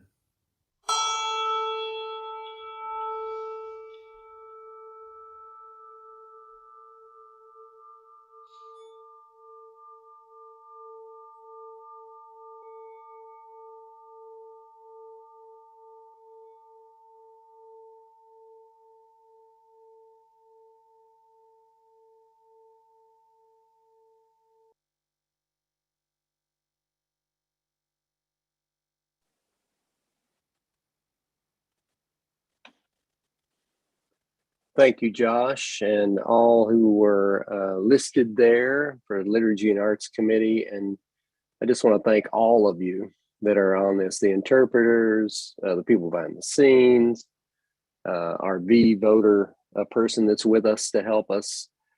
We are behind, but the good news is we got everything done today we were going to get done, so we can start fresh again in the morning. And we will do that at 10:30 a.m. tomorrow morning. So I declare this convention in recess until that time, 10:30 a.m. Saturday morning. Please remember to log in just a bit early so that we can get started on time and so we have everyone with us. Thank you all. And until tomorrow morning, we're at recess.